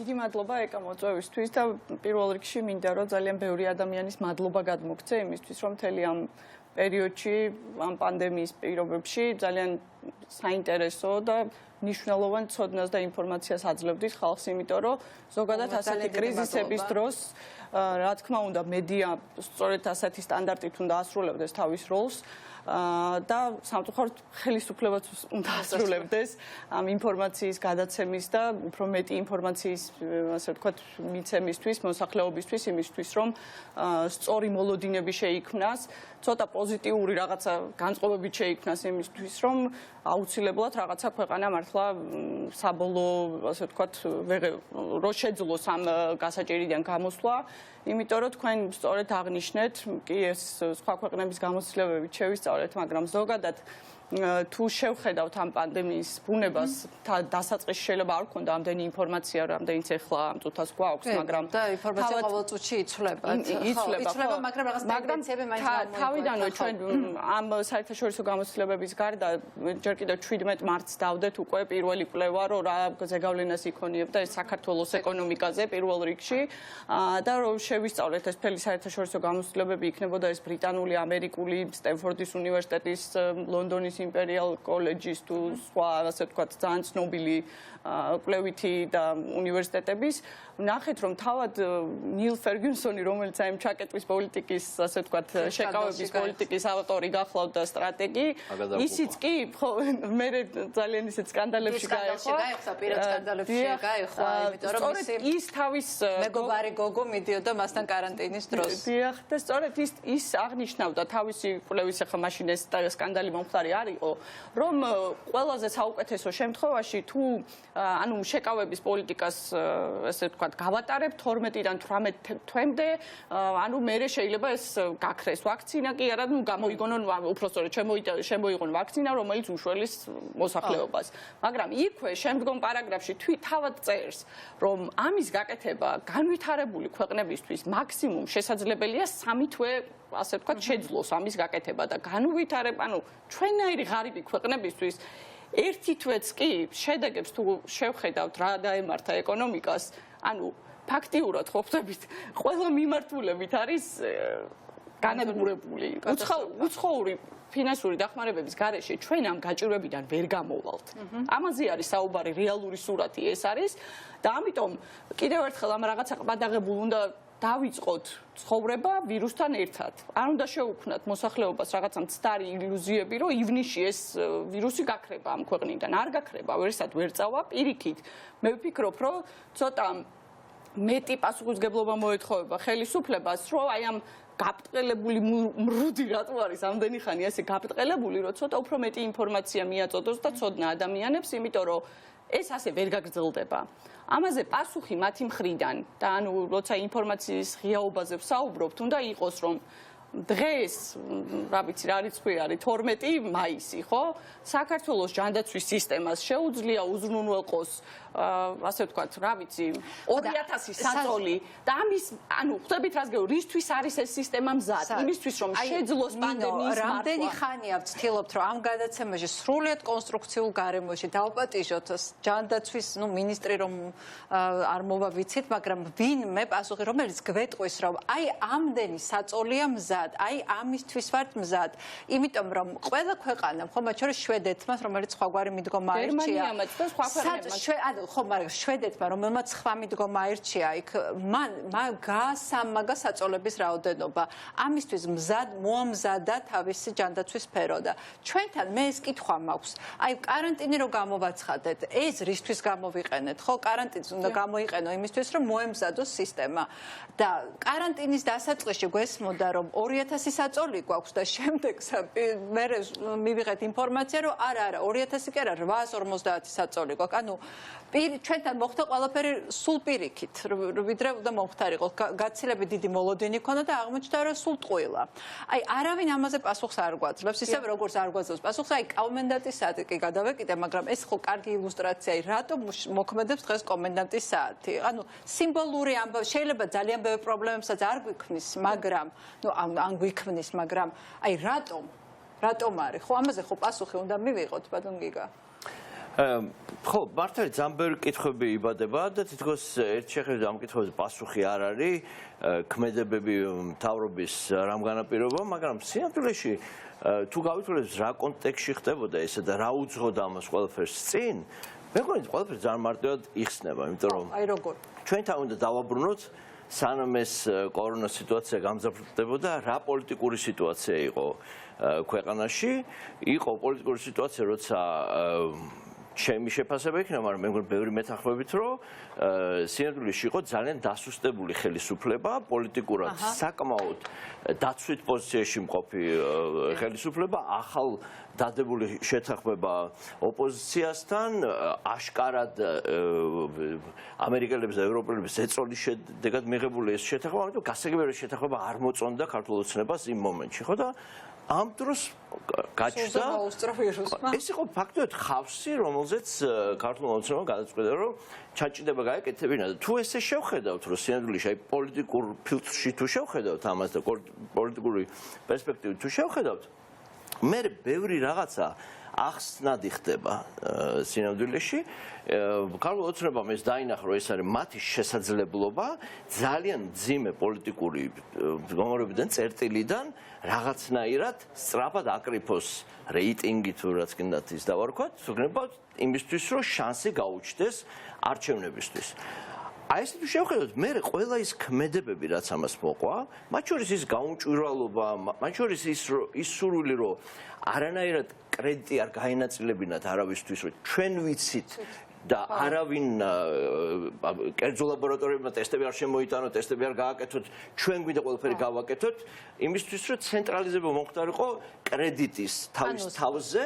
იმ მომენტში ქონდათ ეს ილუზია რომ რაღაცნაირად წყალზე გავივლიდით ამ სიტუაციაში და მე ამას გამოიყენებდნენ არჩევნებისთვის. მე ესე ვუყურებ, რომ სინამდვილეში ანუ ყველა ქულა თავისთვის და ხალხმა რომ კრედიტი ბანკის კრედიტად არ ჩათვალოს, ყველა ქულა თვითონ დაეწერათ. ყველა ქულა თვითონ დაეწერათ, რომ ბოლო საარჩევნო ურნასთან მისულიყვნენ ამით, იმიტომ რომ სხვა არაფერი მისატანი არ აქვს საარჩევნო урნასთან, ხო? მაგრამ საარჩევნო урნამდე უკვე დიდი დროა და ამიტომ ხო, აი ახლა გაჩნდება უმძიმესი, აი ნინოც ილაპარაკებს რა ზარალი შეიძლება უკვე. კი, მაგრამ სინამდვილეში ახლა ძალიან რთული სიტუაცია თვალსაზრისით, რომ შეიძლება რაღაც თვალსაზრისით ნაწილობრივ მაინც ამ პოლიტიკურ მიზანს მიაღწია ქართულმა ოცნებამ ახლა ლაპარაკი იმაზე რომ არჩევნებიდან დარჩენილ დროში რამდენად მოხდება მართლა ამ პროპაგანდის განცალკევება რეალურ მდგომარეობაზე რეალურ წვლილისგან რაც ქართულ ოცნებამ შეიტანა თუ არ შეიტანა ქართულ ოცნების მთავრობამ შეიტანა თუ არა ამ პანდემიის ასე ვთქვათ მართვაში და სინამდვილეში მე თუ მკითხავ ობიექტურად ჩვენ ვართ ისეთ სიტუაციაში, რომ ჩვენნაირ ქვეყანაში როგორც საქართველო, ბევრი სხვადასხვა მიზეზის გამო ეს პანდემია, ეს ეპიდემია შედარებით მსუბუქი ფორმით გადაივლიდა ესედაც იყო მოსალოდნელი სინამდვილეში. ბევრი რაღაცების გამო, იმიტომ რომ აი მაგალითად თქვენ მთავარი მიზეზი რა არის თქვენი? ხო, აი ბევრი იტალიელი და ჩინელი ტურისტი მე მგონი არ ყოლია, ხო, სწორი? აი მაგალითად სომხეთში და აზერბაიჯანში გაცილებით უფრო მეტი დაინფიცირებულების რაოდენობა, იმიტომ რომ პირდაპირ ირანთან აქვს საზღვარი და ირანთან ძალიან ბევრი მიმოსვლა აქვს, ხო? სომხეთს და აზერბაიჯანს შესაბამისად აი ჩვენი ქვეყნები სამი ქვეყანა რო შეადარო, უფრო მაღალი დაინფიცირებულების რაოდენობა იყო სომხეთში და აზერბაიჯანში. ნაწილობრივ აიხსნება ასევე იმით, რომ სომხების და აზერბაიჯანების ჩვენზე გაზრდილ მეტად ტესტავდნენ პროპორციულად რო შევხედოთ, ვიდრე საქართველოში იტესტებოდა, ამიტომ ჩვენ რომ ვამბობთ, რომ მრუდი არა გვაქვს, მართლა რა გვაქვს? ვერ გაიგებ, მრუდიც არის რაღაც ტეხილია, ხო? ეს ჩემთვის კარაძემ განაცხადა. მთელი ცხოვრება მოდელებს ვაკეთებ სინამდვილეში და ეს ჩემთვის ნიშნავს, რომ კანონზომიერება არ არის, იმიტომ რომ ინფორმაცია არის ძალიან არასაკმარისი, იმიტომ რომ მყარი ინფორმაცია, რომელსაც მხოლოდ ტესტები მოგცემს, არ აქვს არც იმისთვის, რომ სწორედ შევაფასოთ დაინფიცირებულების რაოდენობა, და სინამდვილეში მე ჭუმაქვს რომ შეიძლება გქონდეს შემთხვევები არა ათეულობით რა თქმა უნდა მაგრამ ერთეულობით შეიძლება იყოს შემთხვევები გარდაცვალებისაც კორონავირუსით რომელიც ოფიციალურად არ არის დადგენილი როგორც კორონავირუსი თუ არ დატესტე ვიღაც მთიან რეგიონში შეიძლება ადამიანი გარდაიცვალოს ისე რომ კაცმა ვერ გაიგოს რომ სინამდვილეში კორონავირუსი იყო მიზეზი მისი გარდაცვალების ხო იმ ქვეყნებში სადაც ბევრს ტესტავენ და ბევრს ფიქრობენ როგორ დააფიქსირონ სიკვდილის მიზეზი იქაც კი გაუგებრობა ახანდახან კი ბატონო ხო მაგ თვალსაზრისით ძალიან ასე რომ ყველაფერი ეს ქმედებები აი ეს კომენდანტის საათი თუ რაღაცა ეს ემსახურება იმის რომ შეიქმნეს ილუზია ქმედების რაც შეიძლება მეტი ქმედების რომელიც თქვა რომ აი ჩვენ ეს გავაკეთეთ და აი ხედავთ რომ ეპიდემიის შედეგი შედარებით მსუბუქია და მე ეცადონ დაკავშირო რომ იმიტოა მსუბუქი შედეგი რომ ჩვენ ეს გავაკეთეთ კორელაცია შეიძლება იყოს მაგრამ ეს არ ნიშნავს რომ ერთმა მეორე განაპირობა კი ბატონო სანამ ბატონთან გადავალთ ნინო აი ხო აი სანამ ამ რაღაცა ქმედებების ილუზიას ქმნის ხელისუფლება როგორც გიგამ თქვა მანამდე რა ზარალი მივიღეთ აი თუნდაც აი დღემდე ხო ეკონომიკამ რა ზარალი მიიღო და რა დაჭირდება იმას რომ აი ფეხზე დავდგეთ და ხალხი მართლა შიმშილით არ მოკვდეს სრული ამ სიტყვის მნიშვნელობით მოგეხსენებათ ეს ღონისძიებები რაღაცა მყისიერი რა შეიძლება განხორციელებულიყო ძალიან მალე დაიწყო იმ პერიოდისთვის ასე ვთქვათ მთავრობამ ამ დახმარებების ასე ვთქვათ შეთავაზება და გახმოვანება ამ ყველაფრის მაგრამ იცით რა ჩავწვდეთ ანუ პრობლემის არს აქ პანდემიის მართვასთან დაკავშირებული პრობლემა არ არის აქ ზოგადად სახელმწიფოს მართვის პრობლემა არის და ამაში მდგომარეობს თორე პანდემიური პრობლემა არ აქვს ახლა ამ წუთას ამ რაღაცა პოზიციის გამო ცოტა გვაკრიტიკებენ, რომ როგორ ადამიანების სიცოცხლე ერთ მხარესაა და თქვენ კიდე ეკონომიკის გახსნაზე საუბრობთ და ხო, მაგრამ ხო რეალური სურათი გვაქვს არა დღეს ეხლა დღეს იყო ერთი დაინფიცირებული და 32 თვალსები გამოჯამრთელებული და თუ ვინმე გონია რომ ეკონომიკა რამე სხვა არის გარდა ადამიანების ფართო სპექტრის ურთიერთობა, მაშინ საერთოდ წარმოდგენა არ აქვს არაფერზე ამ მიმართულებით რა და ამიტომ ყველაზე მთავარი როგორ გითხრათ საკითხი ახლა ამ ვითარებაში მე ვფიქრობ რომ ესე განყენებულად ეკონომიკა და ჯანდაცვა ესე ცალ-ცალკე ვერ წავა იმიტომ რომ პრობლემა გახლავთ კი ბატონო პანდემიასთან დაკავშირებული მაგრამ ერთად თუ არ მოხდა ამ საკითხის განხილვა და დაკავშირება თუ არ ვიცით სიტყვაზე ზეგან ივნისის თვეში როგორ შევძლებთ პანდემიის მართვას მაშინ როგორ გეგმავთ რომ ფრენები გავხსნათ ხვდებით ანუ თუ ამისთვის მზად არ ვართ ჩვენი ჰოსპიტალური სექტორი თუ ჯანდაცვის სფერო ამისთვის მზად არ არის და არ ვიცით საწოლების რაოდენობა არ ვიცით რამდენია 800 თუ 2000 მაშინ ვინ გააკეთებს ამის პროგნოზირებას ამის ნათელი ხედვა მართვას ხო ამას საუბრობ. ანუ მაშინ კიდევ უფრო მეტი საფრთხე მოდის და ნუ ეუბნებით მაშინ ადამიანებს რომ ივნისში ეს ყველაფერი გაქრება, ვერ გაქრება. ამაზეა საუბარი, ხო? ვაქცინის გამოგონებამდე ვერაფერი ვერ გაქრება, არა? და თუ ამ მართვის სწორ ხედვებს არ შესთავაზებს ხელისუფლება, ასე ვთქვათ, საზოგადოებას, ძალიან გაუჭირდება, იმიტომ რომ ვერც ერთი ხელისუფლება მსოფლიოს ვერც ერთ ქვეყანას ვერ დამისახელებთ ხა ავტორიტარული და დიქტატორული ქვეყნების გარდა, ვისაც პოლიტიკური კონსენსუსის გარეშე შეეძლოს ასეთ კრიზისებთან გამკლავება. წარმოუდგენელი ამბავია თუ რა თქმა უნდა პასუხისმგებლიან ხელისუფლებასთან გვაქვს საქმე, რომელიც დღევანდელი დღით კი არ ფიქრობს იმაზე, რომ მომავალი წლები როგორ შეიძლება ამ ადამიანებს შეუმსუბუქოს ცხოვრება. კი ბატონო, იყო ის გეგმებით წარმოდგენილი ანტიკრიზისული გეგმებით, მაგრამ რამდენად ადეკვატურია ხო იმ რეალობასთან? ხო, ისიც რა, მე ვფიქრობ, რომ ეს არის კი ბატონო, ჩვენ ხო შევთანხმდით, რომ საერთაშორისო ფინანსური დახმარებების გარეშე ამ მდგომარეობიდან ვერ გამოვალთ, ხო? და როცა ვალს ვიღებთ, რა თქმა უნდა, ყველა ის თანხა ვერ იქნება საჩუქარი, ხო? იქნება რაღაცა ნაწილი და რაღაცა უფრო მეტი რაოდენობა, ასე ვთქვათ, ცესხები, ხო? თუ ფულს ვიღებთ იმისთვის, რომ არ ჩავდოთ გრძელვადიან პერსპექტივაში, რომელიც მისცემს ქვეყანას ეკონომიკური ზრდის პერსპექტივას, მაშინ გამოდის, რომ დღეს მე ავიღე 200 ლარი, რომელიც ვერაფერს ვერ მიშველის მომავალ თვეებში, ამით ჩემი გაჭირვებული მდგომარეობა ვერ შეიცვლება და პერსპექტივასაც მიკლავთ იმავდროულად, რომ შეიძლება მომავალში დაახლოებით, რა ვიცი, 2-3 წლიან პერსპექტივაში რაღაცას ველოდე.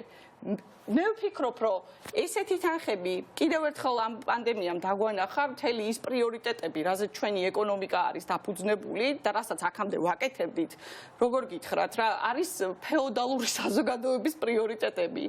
თუ ჩვენი განათლების სისტემა ასეთ პანდემიებს ვერ შეხვდება იგივე დისტანციური სწავლების მეთოდით, რომელიც კი ბატონო თბილისში შეიძლება ეს შევძელით, მაგრამ საქართველოს მოსახლეობის 80% სკოლის მოსწავლეებისთვის კომპიუტერი და ინტერნეტი ხელმიუწვდომელი არის, მაშინ იმ დანარჩენ ადამიანებს რას უშვებით? ანუ მე მათ ადგილას ერთჯერად ღონისძიებებში კი არ გადავყრიდი ამ ფულს, ამ ადამიანებს პატარა, ასე ვთქვათ, სკოლის მოსწავლეებს შეუძენდი კომპიუტერებს და მივაწვდიდი, ასე ვთქვათ, ინტერნეტს იმისთვის, რომ ცოდნის მიღება შეძლონ. ეს იქნებოდა გრძელვადიანი ინვესტიცია იმისთვის, რომ გამოვიდეთ ამ მდგომარეობიდან. ან თუ გინდა, რა ვიცი, სხვა ეკონომიკურ პარამეტრებსაც რომ მიუყვეთ ახლა, ვინდა ზიან, ანუ რადგანაც ღარიბი ქვეყანა ვართ, ამიტომ ვფიქრობ, რომ ჩვენი პრიორიტეტები, ანუ ჩვენი ფული იმაში უნდა დაიხარჯოს, ვისაც ეს ნამდვილად ჭირდება. ვისაც შეუძლია ხა, რა ვიცი, მეც კი მაქვს გურიაში მიწები და 2 ჰექტარზე მეტი ალბათ და რა ვიცი, თუ ვინმე მოხნავს იმ მიწავს, ან 200 ლარს დამიმატებს, ჩემი აქტივობა იმ მიწებზე გაიზრდება. ხო, ვერანაირად ვერ გაიზრდება. გიხნავენ და 200 ლარს რა ვიცი, ალბათ მოხნავენ, ხო, იმიტომ რომ წინა წლებში მოხნეს 1 მილიარდი მოხნეს. ხო, ანუ 1 მილიარდი ჩადეს გასულ წლებში სოფლის მეურნეობაში და მისი ეკონომიკური ამონაგები ეკონომიკაში გახდა 0.01% და თუ ამავდროულად საუბრობთ სოფლის მეურნეობის განვითარებაზე და მიწის რეგისტრაციის საკითხი არა გვაქვს მოგვარებული და კანონი გვაქვს, რომელიც უცხოელებს უგრძალავს მიწის შესყიდვას, მაშინ რა აღმა ფრენაზე საუბრობთ? ანუ ეს მათი მიღება ერთ-ერთი ყველაზე დიდი მამნებლობაა, რაც ამ ხელისუფლებამ ჩაიდინა. ხო, ამიტომ ხვდებით რას გეუბნებით. ამ სფეროში იგივე ის ღონისძიებები, რაც დღეს გამოაცხადეს, ჩემი აზრით, კვლავ ერჯერადაც ჩაითვლება, ანუ იმ ადამიანების ცხოვრებას ძალიან მინიმალურად, ანუ ხვდებით რას გეუბნები? შეიძლება ამ წუთას არ მოკვდეს, მაგრამ არც მომავალში იქნება დიდარი, ამის თქვა მინდა რა. დიდარი, კარგი ნათქვამია, ხო. ანუ გიგა, ეხა რა ხდება ეკონომიკაში და რა ჯერ ამ რაც ზომები მიიღეს ხელისუფლება, ამან რა ზიანი მიაყენა და რასაც აკეთებს ვითომ ამ ზიანის აღმოსაფხვრელად ის რამდენად ეფექტურია? ხო, ეხა ეკონომიკაზე ზიანი ვერ ვიტყვით, რომ მარტო ხელისუფლების ზომების გამოა, რა თქმა უნდა. ზოგადად ვირუსის გამო შემოღებულმა ზომებმა გასაგებია, ხო? ხელისუფლებამ დაამატა სინამდვილეში უფრო მეტი შეზღუდვები დააწესა, ვიდრე უნდა დაეწესებინა, გაუმართლებელი შეზღუდვები დააწესა და უფრო დიდხანს გაგრძელდა ეს შეზღუდვები და დღესაც ბოლომდე მაგალითად კომპანიები ვერ მუშაობენ, იმიტომ რომ საზღვაო ტრანსპორტი არ არის, კომენდანტის საათი გვაქვს კიდევ გაუგებარი მიზეზების გამო და ასე შემდეგ, მაგრამ ისე ობიექტური მიზეზებით სერიოზულ დარტყმას აყენებს ეკონომიკას, მაგალითად, ტურიზმი გასაგები ერთი მთავარი მსხვერპლი იქნება ამის ყველაფერს. ძალიან ძნელია შეფასება. უამრავი რამ, ხო, ჩემი აზრით 5-დან 10%-მდე ეკონომიკური ვარდნა ისე გვექნება წელს, როგორც არაფერი მე ეს რას ნიშნავს ჩვენთვის?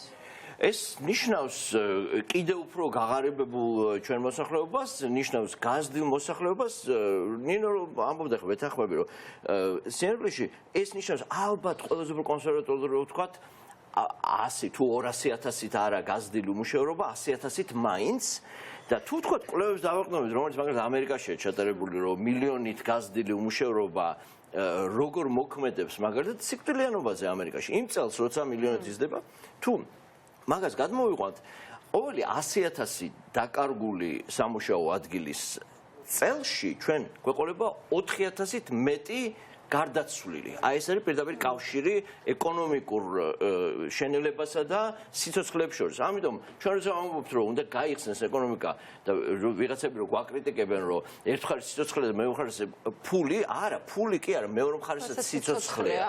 სიცოცხლეებია. ამიტომ ეხლა რაც შეეხება რა შეიძლება ხელისუფლებამ გააკეთოს ამ სიტუაციაში, ხა ჩემი მოლოდინები ამ ხელისუფლებამ ძალიან დაბალია, იმიტომ რომ კრიზისის დროს რა უნდა გააკეთოს ამ ხელისუფლებამ, მშვიდობის დროს ვერაფერი ვერ გააკეთა ეკონომიკის თვის. ხო, აგერ 8 წლის წარსული გვაქვს. ხო? ხო, რომლის უკუღება 0.01%-ია. ანუ ფაქტობრივად ჩვენ გამოგვართვა ფული. ხო, მაგრამ შენ ხო არ გჭირდებოდა ხო, მაგრამ შენ გამოგართვა ფული იმისთვის, რომ ნინოს მიწები მოეხლა, რომლის შედეგადაც ნინომაც კი ხელი ვერ მიიღო, ხო? აი ეს არის, ხო, აი ეს არის. აი ეს არის, იმიტომ ფული საიდან არის, ხო? გადასახადების გადამხდელების ფულია, ხო? ამიტომ 8 წელია ერთი კარგი ეკონომიკური წელი არ ქონია. ეხლა რატო ველოდებით რომ ამ კრიზისის დროს დახატავს საფეხბურთო ტერმინით რომ ვიზაუბროთ ქართული ოცნება, ჩემთვის გაუგებარია. რა თქმა უნდა, ჩვენ მოლოდინები უნდა იყოს რეალისტური. კი ბატონო, აი ხო მაგას მოლოდინები როგორ? კარგი იქნებოდა, იმიტომ რომ მართლა ძალიან დიდი შესაძლებლობები შეიძლება უცებ გაიხსნას ჩვენი ქვეყნისთვის და მე არ ვისურვებდი არც ერთი ხელისუფლების პირობებში, რომ ვინმეს ეს შესაძლებლობა დაეკარგა. ოი, დინა, ძალიან მაინტერესებს თქვენი ხედვა ამ ხო, თქვენი ხედვა ამ შესაძლებლობებზე. მანამდე ვატო ლეჟავა ჩავთოთ, ვატო მოგესალმებით, ძალიან დიდი მადლობა რომ ხარ ჩვენთან ერთად. ესე იგი, მას შემდეგ რაც ჩვენ ბოლოს ვისაუბრეთ ამ ეთერში ხელისუფლებამ წარმოადგინა ანტიკრიზისული გეგმა, როგორ შეაფასებ?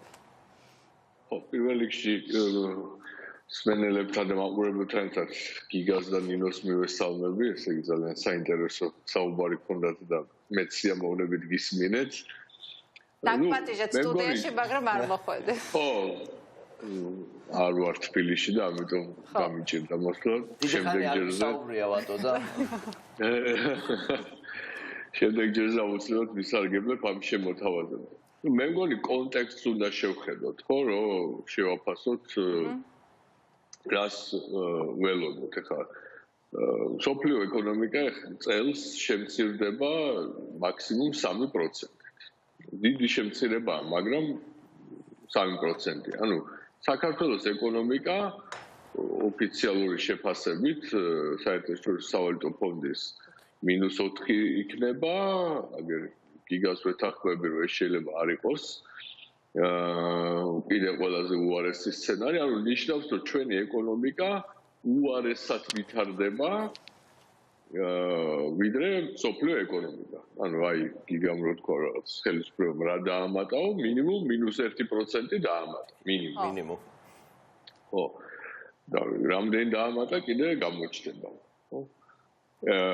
ეხლა ჩვენ ისეთ მდგომარეობაში არ უნდა შევიდეთ, რომ ესე იგი ბოლოს ცათქმელი იყოს, რომ ისე ვიბრძოლეთ COVID-19-ის წინააღმდეგ, რომ ქვაზე არ დავწეროთ. ეხლა მაგ გზით მივდივართ, რა. ისე დავამარცხეთ COVID-ი, რომ აი რაღაც გახსოვთ, პერიფრაზი არის ცნობილი გამონათქვამის, რომ მშვიდობისთვის ისე ვიბრძოლებულეთ, რომ ქვაზე არ დავწეროთ, ხო? ეხლა მივდივართ ამ გზით, სწორედ, რომ ქვაზე არ დარჩეს. აი რას ნიშნავს ეს?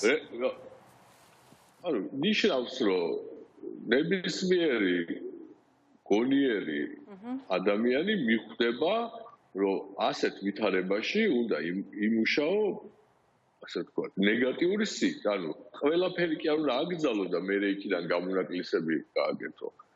უნდა დაუშვა ყველაფერი და იმაში გააკეთო შემდეგ გამონაკლისები, ხო?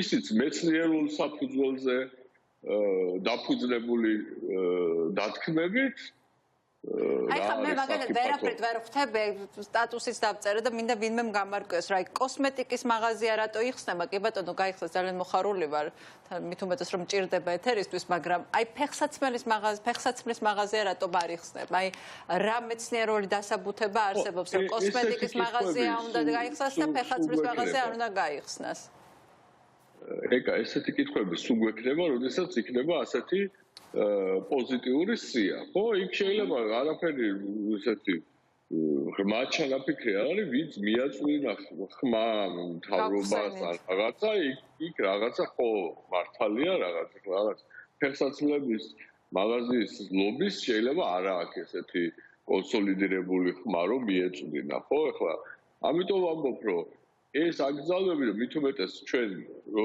შევდივართ ესეთ თანაცხოვრებაში, ხო, COVID-19-თან, იმიტომ რომ სანამ ვაქცინა არ იქნება, ხო, ამის საფრთხე სულ აქვს. ხო? ეხლა პანდემია ჩვენთვის არ მოქმედებს, როცა საზღვრები ჩაკეტილია პანდემიას, არა აქვს არავითარი შინაარსი. პანდემია ნიშნავს ეპიდემიის გეოგრაფიული გავრცელების არეალს. ქვეყანა როცა ჩაკეტილია ეს ეპიდემია ფართოდ არის გავრცელებული თუ ვიწროდ არის გავრცელებული, არაფერი მნიშვნელობა არ აქვს, ხო?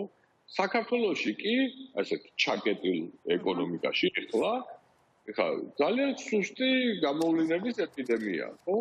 ძალიან სუსტი გამოვლინების. მაგრამ საფრთხეს იქნება, ხო? ამიტომ ჩვენ უნდა ვისწავლოთ ამ საფრთხესთან გონივრული ეკონომიკური თანამცხოვრება. როგორც კი ჩვენ დავაწესებთ შეზღუდვებს, რომლის შინაარს ადამიანი ვერ გაიგებს, ხო? ის ხდება მიამბო.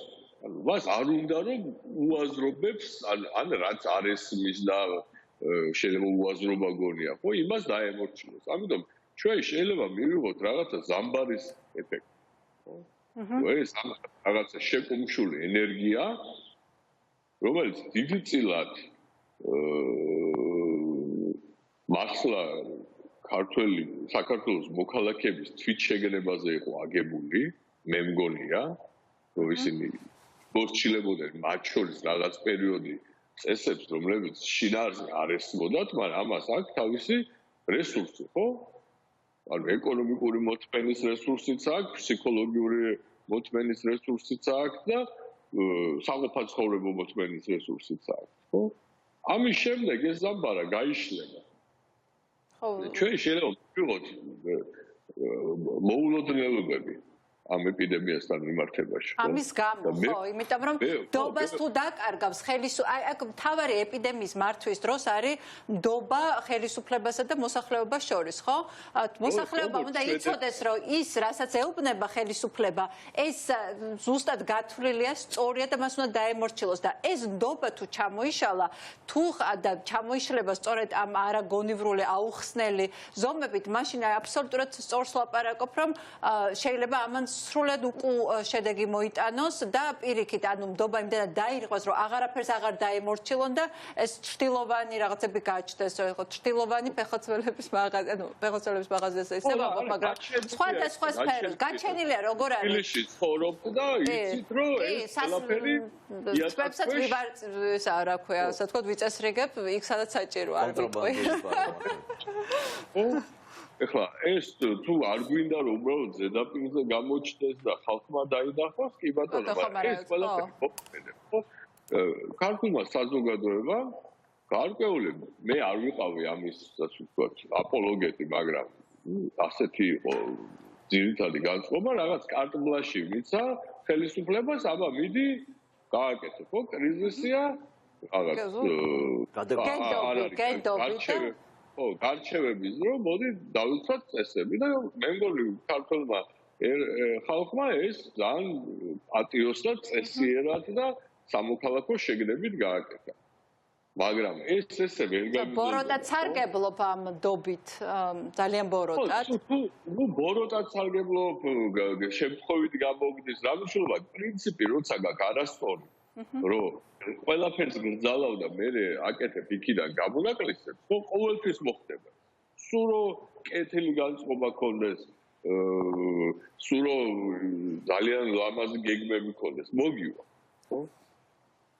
კი ბატონო. ეხლა ანუ ხო, კი ბატონო, კი. მომავალი წელი, ხო?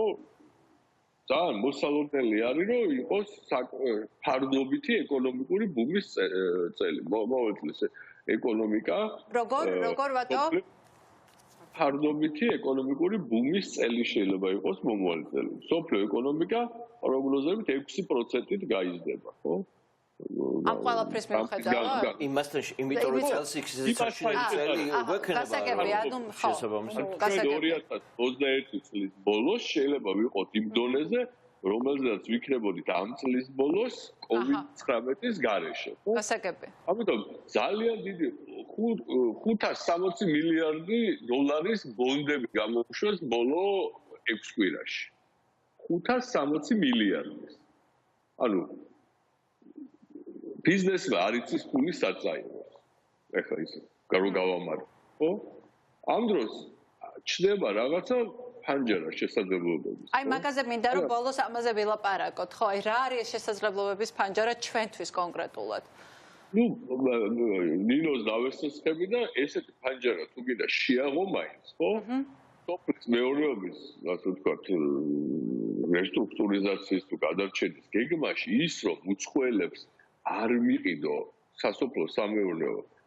ვიცა ეს ნიშნავს, რომ ეს პროგრამა არ არის. აი ეს მავნებლობა მიიღეს მხოლოდ იმიტომ, რომ ფაშისტური ჯგუფებისთვის ამ ქვეყნის გული მოეყო და ეს ხო ვიცით, ხო გვახსოვს, ხო?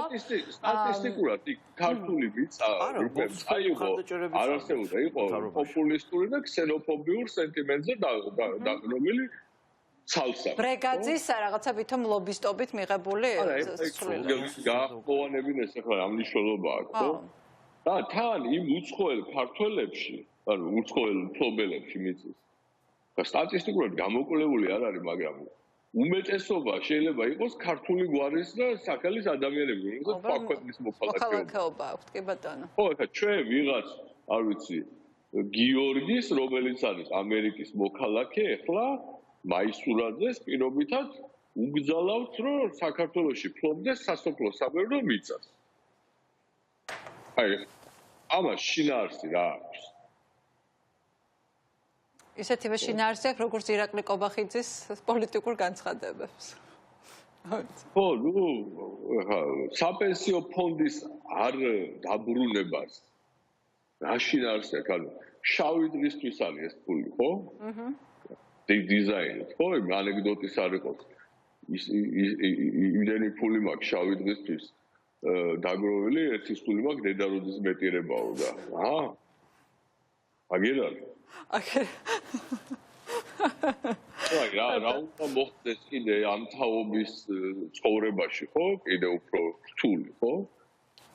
კი ბატონო, ნამდვილად ეს რადიკალური ნაბიჯები არის ამ სიტყვის კარგი გაგებით რადიკალური გადასადგმელი, მაგალითად, მულტისავალუტო სისტემა, ხო? ჩვენ ხო უყურებთ, რომ ის იმედი, რომ ლარი არის პრობლემის გადაწყვეტა, არ მართლდება არც ერთი კრიზისის დროს. ყველა კრიზისის დროს ლარი ხდება პრობლემა.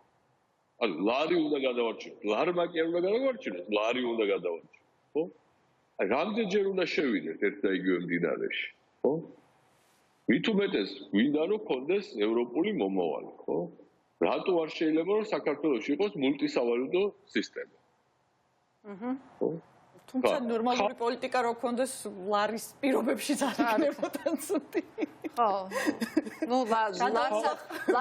ლარი აქეთ გადაგვარჩენდა და ჩვენი გადარჩენა არ დაჭირდებოდა ნინო ამბობს. ანუ ჩვენი დიზაინი იყო ისეთი იდეოლოგიური რომ ლარი არის ჩვენი გადარჩენილი და ყოველ ჯერზე ჩვენი გადასარჩენია ლარი, ხო? ამ დროს ხალხი ვინც ლარის პროპაგანდას ეწევა, დანაზოგები აქვს დოლარში. ხო, საერთოდ ეგეთი ინიციატივით გამოვიდა, რომ ვინც ლარიზაციას და დედოლარიზაციას ახსენებს, ჯერ კონვერტაცია მოახდინოს დანაზოგების ლარებში და მერე დაიწყოს ამაზე ლაპარაკი.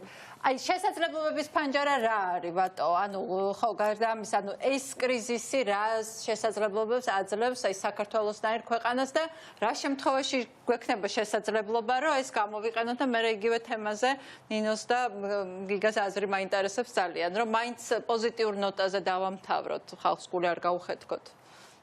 არა, არაფერი გულის გასახეთ კი არ არის, ანუ რეალობა არის და ამ რაც უფრო ზუსტად შევაფასებთ რეალობას, როგორც შესაძლებლობებს, მით უფრო სწორად გამოვალთ ამ ვითარებიდან. ხო, საქართველოს ეკონომიკა არის მიკროსკოპული ზომის სოფლიო ეკონომიკასთან მიმართებაში, ხო?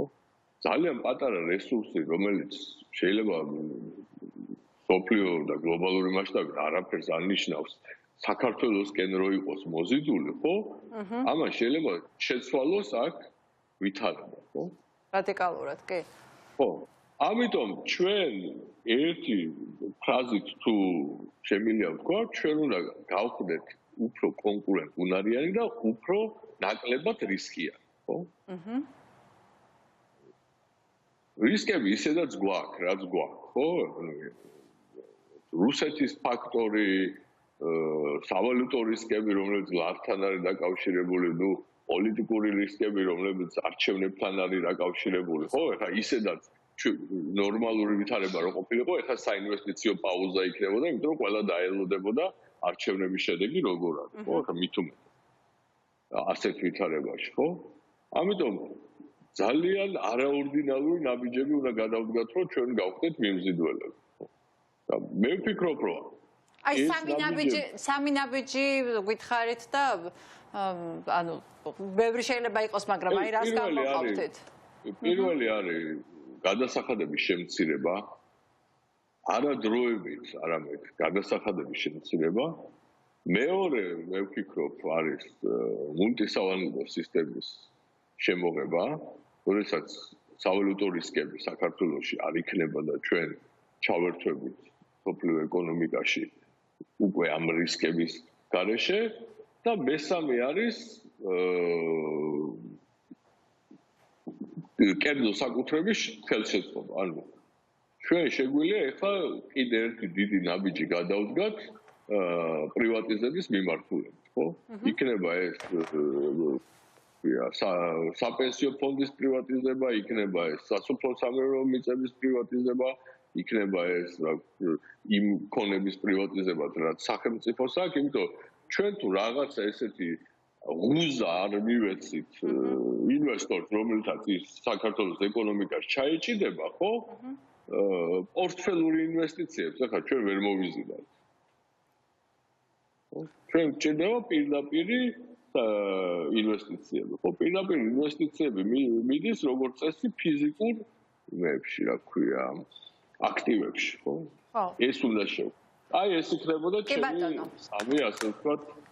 კი, სხვებზე ვილაპარაკოთ, როცა სტუდიაში მოხვალთ, უფრო მეტი. ამის შემდეგ სტუდიაში გეპატიჟებთ. სამზე მეტი როცა არის, არ იქნება ხოლმე.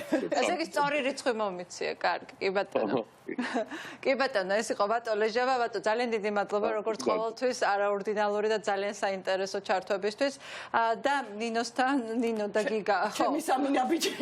ხო. ანუ რა შესაძლებლობების ფანჯარა და რამდენად გამოიყენებს ამას ეს რამდენად შესწევს უნარი. რომ ეს გამოიყენოს. მე ვფიქრობ, რომ ყველამ ერთად უნდა შევაძლებინოთ, რომ რაღაცა ცოტა მაინც გამოიყენოს. იმიტომ რომ მართლა უნიკალური შესაძლებლობაა და ჩემი ესეთი სამინაბიჯი სწორედ პირველი იქნებოდა ასეთი შესაძლებლობის გამოყენება, მეორე ზუსტად ის დრო არის ეხლა განათლება არის ყველაზე მნიშვნელოვანი ჩვენი ქვეყნისთვის. რო გადახედოთ მთლიანად მთელი ჩვენი სამუშაო ძალის, ასე ვთქვათ, სტრუქტურას ხო ხვდებით და მე ეკონომიკას ეს ყველაფერი დავაკავშიროთ და გნებავთ ჯანდაცვას თუ გნებავთ განათლებას თუ ყველაფერს სანამ არ გვეყოლება ხარისხის, როგორ გითხრათ, ხარისხიანი უნარჩვევებით აღჭურვილი მუშა ხელი, რომელიც ჩვენ არ აქვს. პროფესიული განათლება მათ შორის არის ძამნიშნული. ასე ვთქვათ, გაჭიროება ეხლა ამ წუთას, ხო? სხვა რაღაცა პრობლემებთან ერთად, სწორედ ამითაც არის გამოწვეული, რომ ამდენი წლების განმავლობაში, რა ვიცი, ბოლო ალბათ 25 წელი რო აიღოთ, სამწუხაროდ ბევრი ვერაფერი გავაკეთეთ იმისთვის, რომ განათლება ყოფილიყო ჩვენი ნომერ პირველი პრიორიტეტი, იმიტომ რომ კი ბატონო ძალიან მტკივნეულია, ძალიან ბევრი ადამიანების ბედს და ასე ვთქვათ, მომავალ შეიძლება შეეხოს, მაგრამ თუ ამ როგორ გითხრათ, აი როგორც კორუფცია რო იყო პრობლემა, ხო ხვდებით და ამაზე საერთო კონსენსუსი არსებობდა. მე ვფიქრობ, რომ ეხლა არის ზუსტად ის დრო, რომ აი ამ განათლებასთან დაკავშირებული და მის რეფორმირებასთან დაკავშირებულ რაღაცა ნაბიჯებს ჩაუყაროთ სათავე და ახალი ტექნოლოგიები და გარემოს შექმნა. პირველ რიგში სამართლიანი სასამართლო. თუ გვინდა რომ სიტყვაზე თეორიულად ჩინეთიდან გამოქცეული ევროპული ან ამერიკული ბიზნესები ამ ქვეყანაში სულ პატარა რაღაც 0.01%-ით შემოვიდნენ, ჩვენთვის ეგეთ საქმე იქნება. მას ამ ქვეყანაში უნდა დახვდეს სამართლიანი სასამართლო სისტემა. წინააღმდეგ შემთხვევაში ვერ მოვიზიდავთ ამ ქვეყანაში ინვესტიციებს. თუ ვერ მოვიზიდავთ ქვეყანაში ინვესტიციებს, არ იქნება სამუშაო ადგილები, თუ არ იქნება სამუშაო ადგილები, სულ ვიქნებით ასეთი მაჩანჩალები. აი ეს არის მთელი ფორმულა. ძალიან ძნელი გასაკეთებელია თითქოს ესე მარტივად ჟღერს, მაგრამ მე ვფიქრობ, რომ ამის გარეშე ვერ გადავრჩებით, ხო? ამის გარეშე ვერ გადავრჩებით, ჩემი აზრით რა და დანარჩენი რაც ვატომ მოყვა, მე შეიძლება ის მომავალში მე თუ კარგად იქენი განახორციელო. მოგეთ მულტისავალუტო სისტემას მაინდა-მაინც აღსავადებით არ შეხვდეთ, როგორც ხედავ. არა, უნიშნულოვანესია. ხო, მაგრამ ამ წუთას ვამბობ, ამ წუთას პრიორიტეტების თვალსაზრისით, რა თქმა უნდა, თუ არ გვექნა სამართლიანი სასამართლო, შანსი არ აქვს. გვაქვს რამდენიმე დაბრკოლება, რომელიც არ მოგცემს საშუალებას ეკონომიკური განვითარების, ერთ-ერთი მნიშვნელოვანი არის სასამართლო და მეორე სწორი პოლიტიკური პროცესი. ხა სანამ ოლიგარქი მართავს ამ ქვეყანას არაფორმალურად და მიტაცებული აქვს სახელმწიფო ფუნქციები, მაშინ მოხრუჭი გვაქვს ეკონომიკაში და ფაქტია, რომ რაც ვატომ თქვა, ეთახმება აბსოლუტურად, რომ გადასახადების შემცირება, მაგალითად, უმნიშვნელოვანესია, მაგრამ ეს ხელისუფლება გადასახადებს ვერასდროს ვერ შეამცირებს და არასდროს არ შეამცირებს, იმიტომ რომ მათ გენეტიკაში ხარჯების შემცირება, გადასახადების შემცირება არანაირად არ ზის.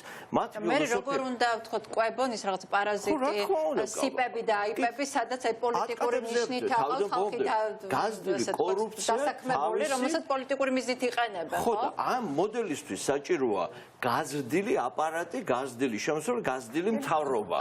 გაზრდილი პარაზიტული ორგანიზაცია. ამიტომ პრინციპში სანამ ქართული ოცნება იქნება ხელისუფლებაში, მე ვერ ვხედავ მართლა რამე გარღვევას ეკონომიკაში. ჩვენ ერთი მუხრუჭი რაც გვაქვს ეკონომიკაში, მართალი რო გითხრათ, არის ბიძინა ივანიშვილი, რომლის პოლიტიკურ სათავეში ყოფნა ამ ქვეყნის გამორიცხავს ეკონომიკურ განვითარებას. მე ამაში აბსოლუტურად დარწმუნებული ვარ, ეს არის აუცილებელი პირობა, მაგრამ არასაკმარისი.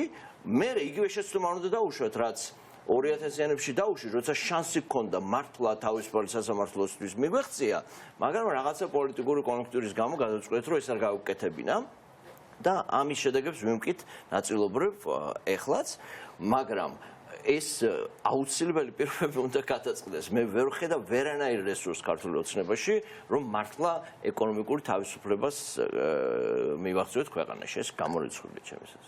ანუ ერთადერთი, ანუ თუ გვინდა რომ უკეთესად ვიცხოვროთ, უნდა გადავირჩიოთ ეს მთავრობა სხვა. ამ ხელისუფლების გამარჯვების შემთხვევაში არ არჩევში, ჩემი პირადი აზრი, რა თქმა უნდა, პოლიტიკური გემოვნების ამბავია.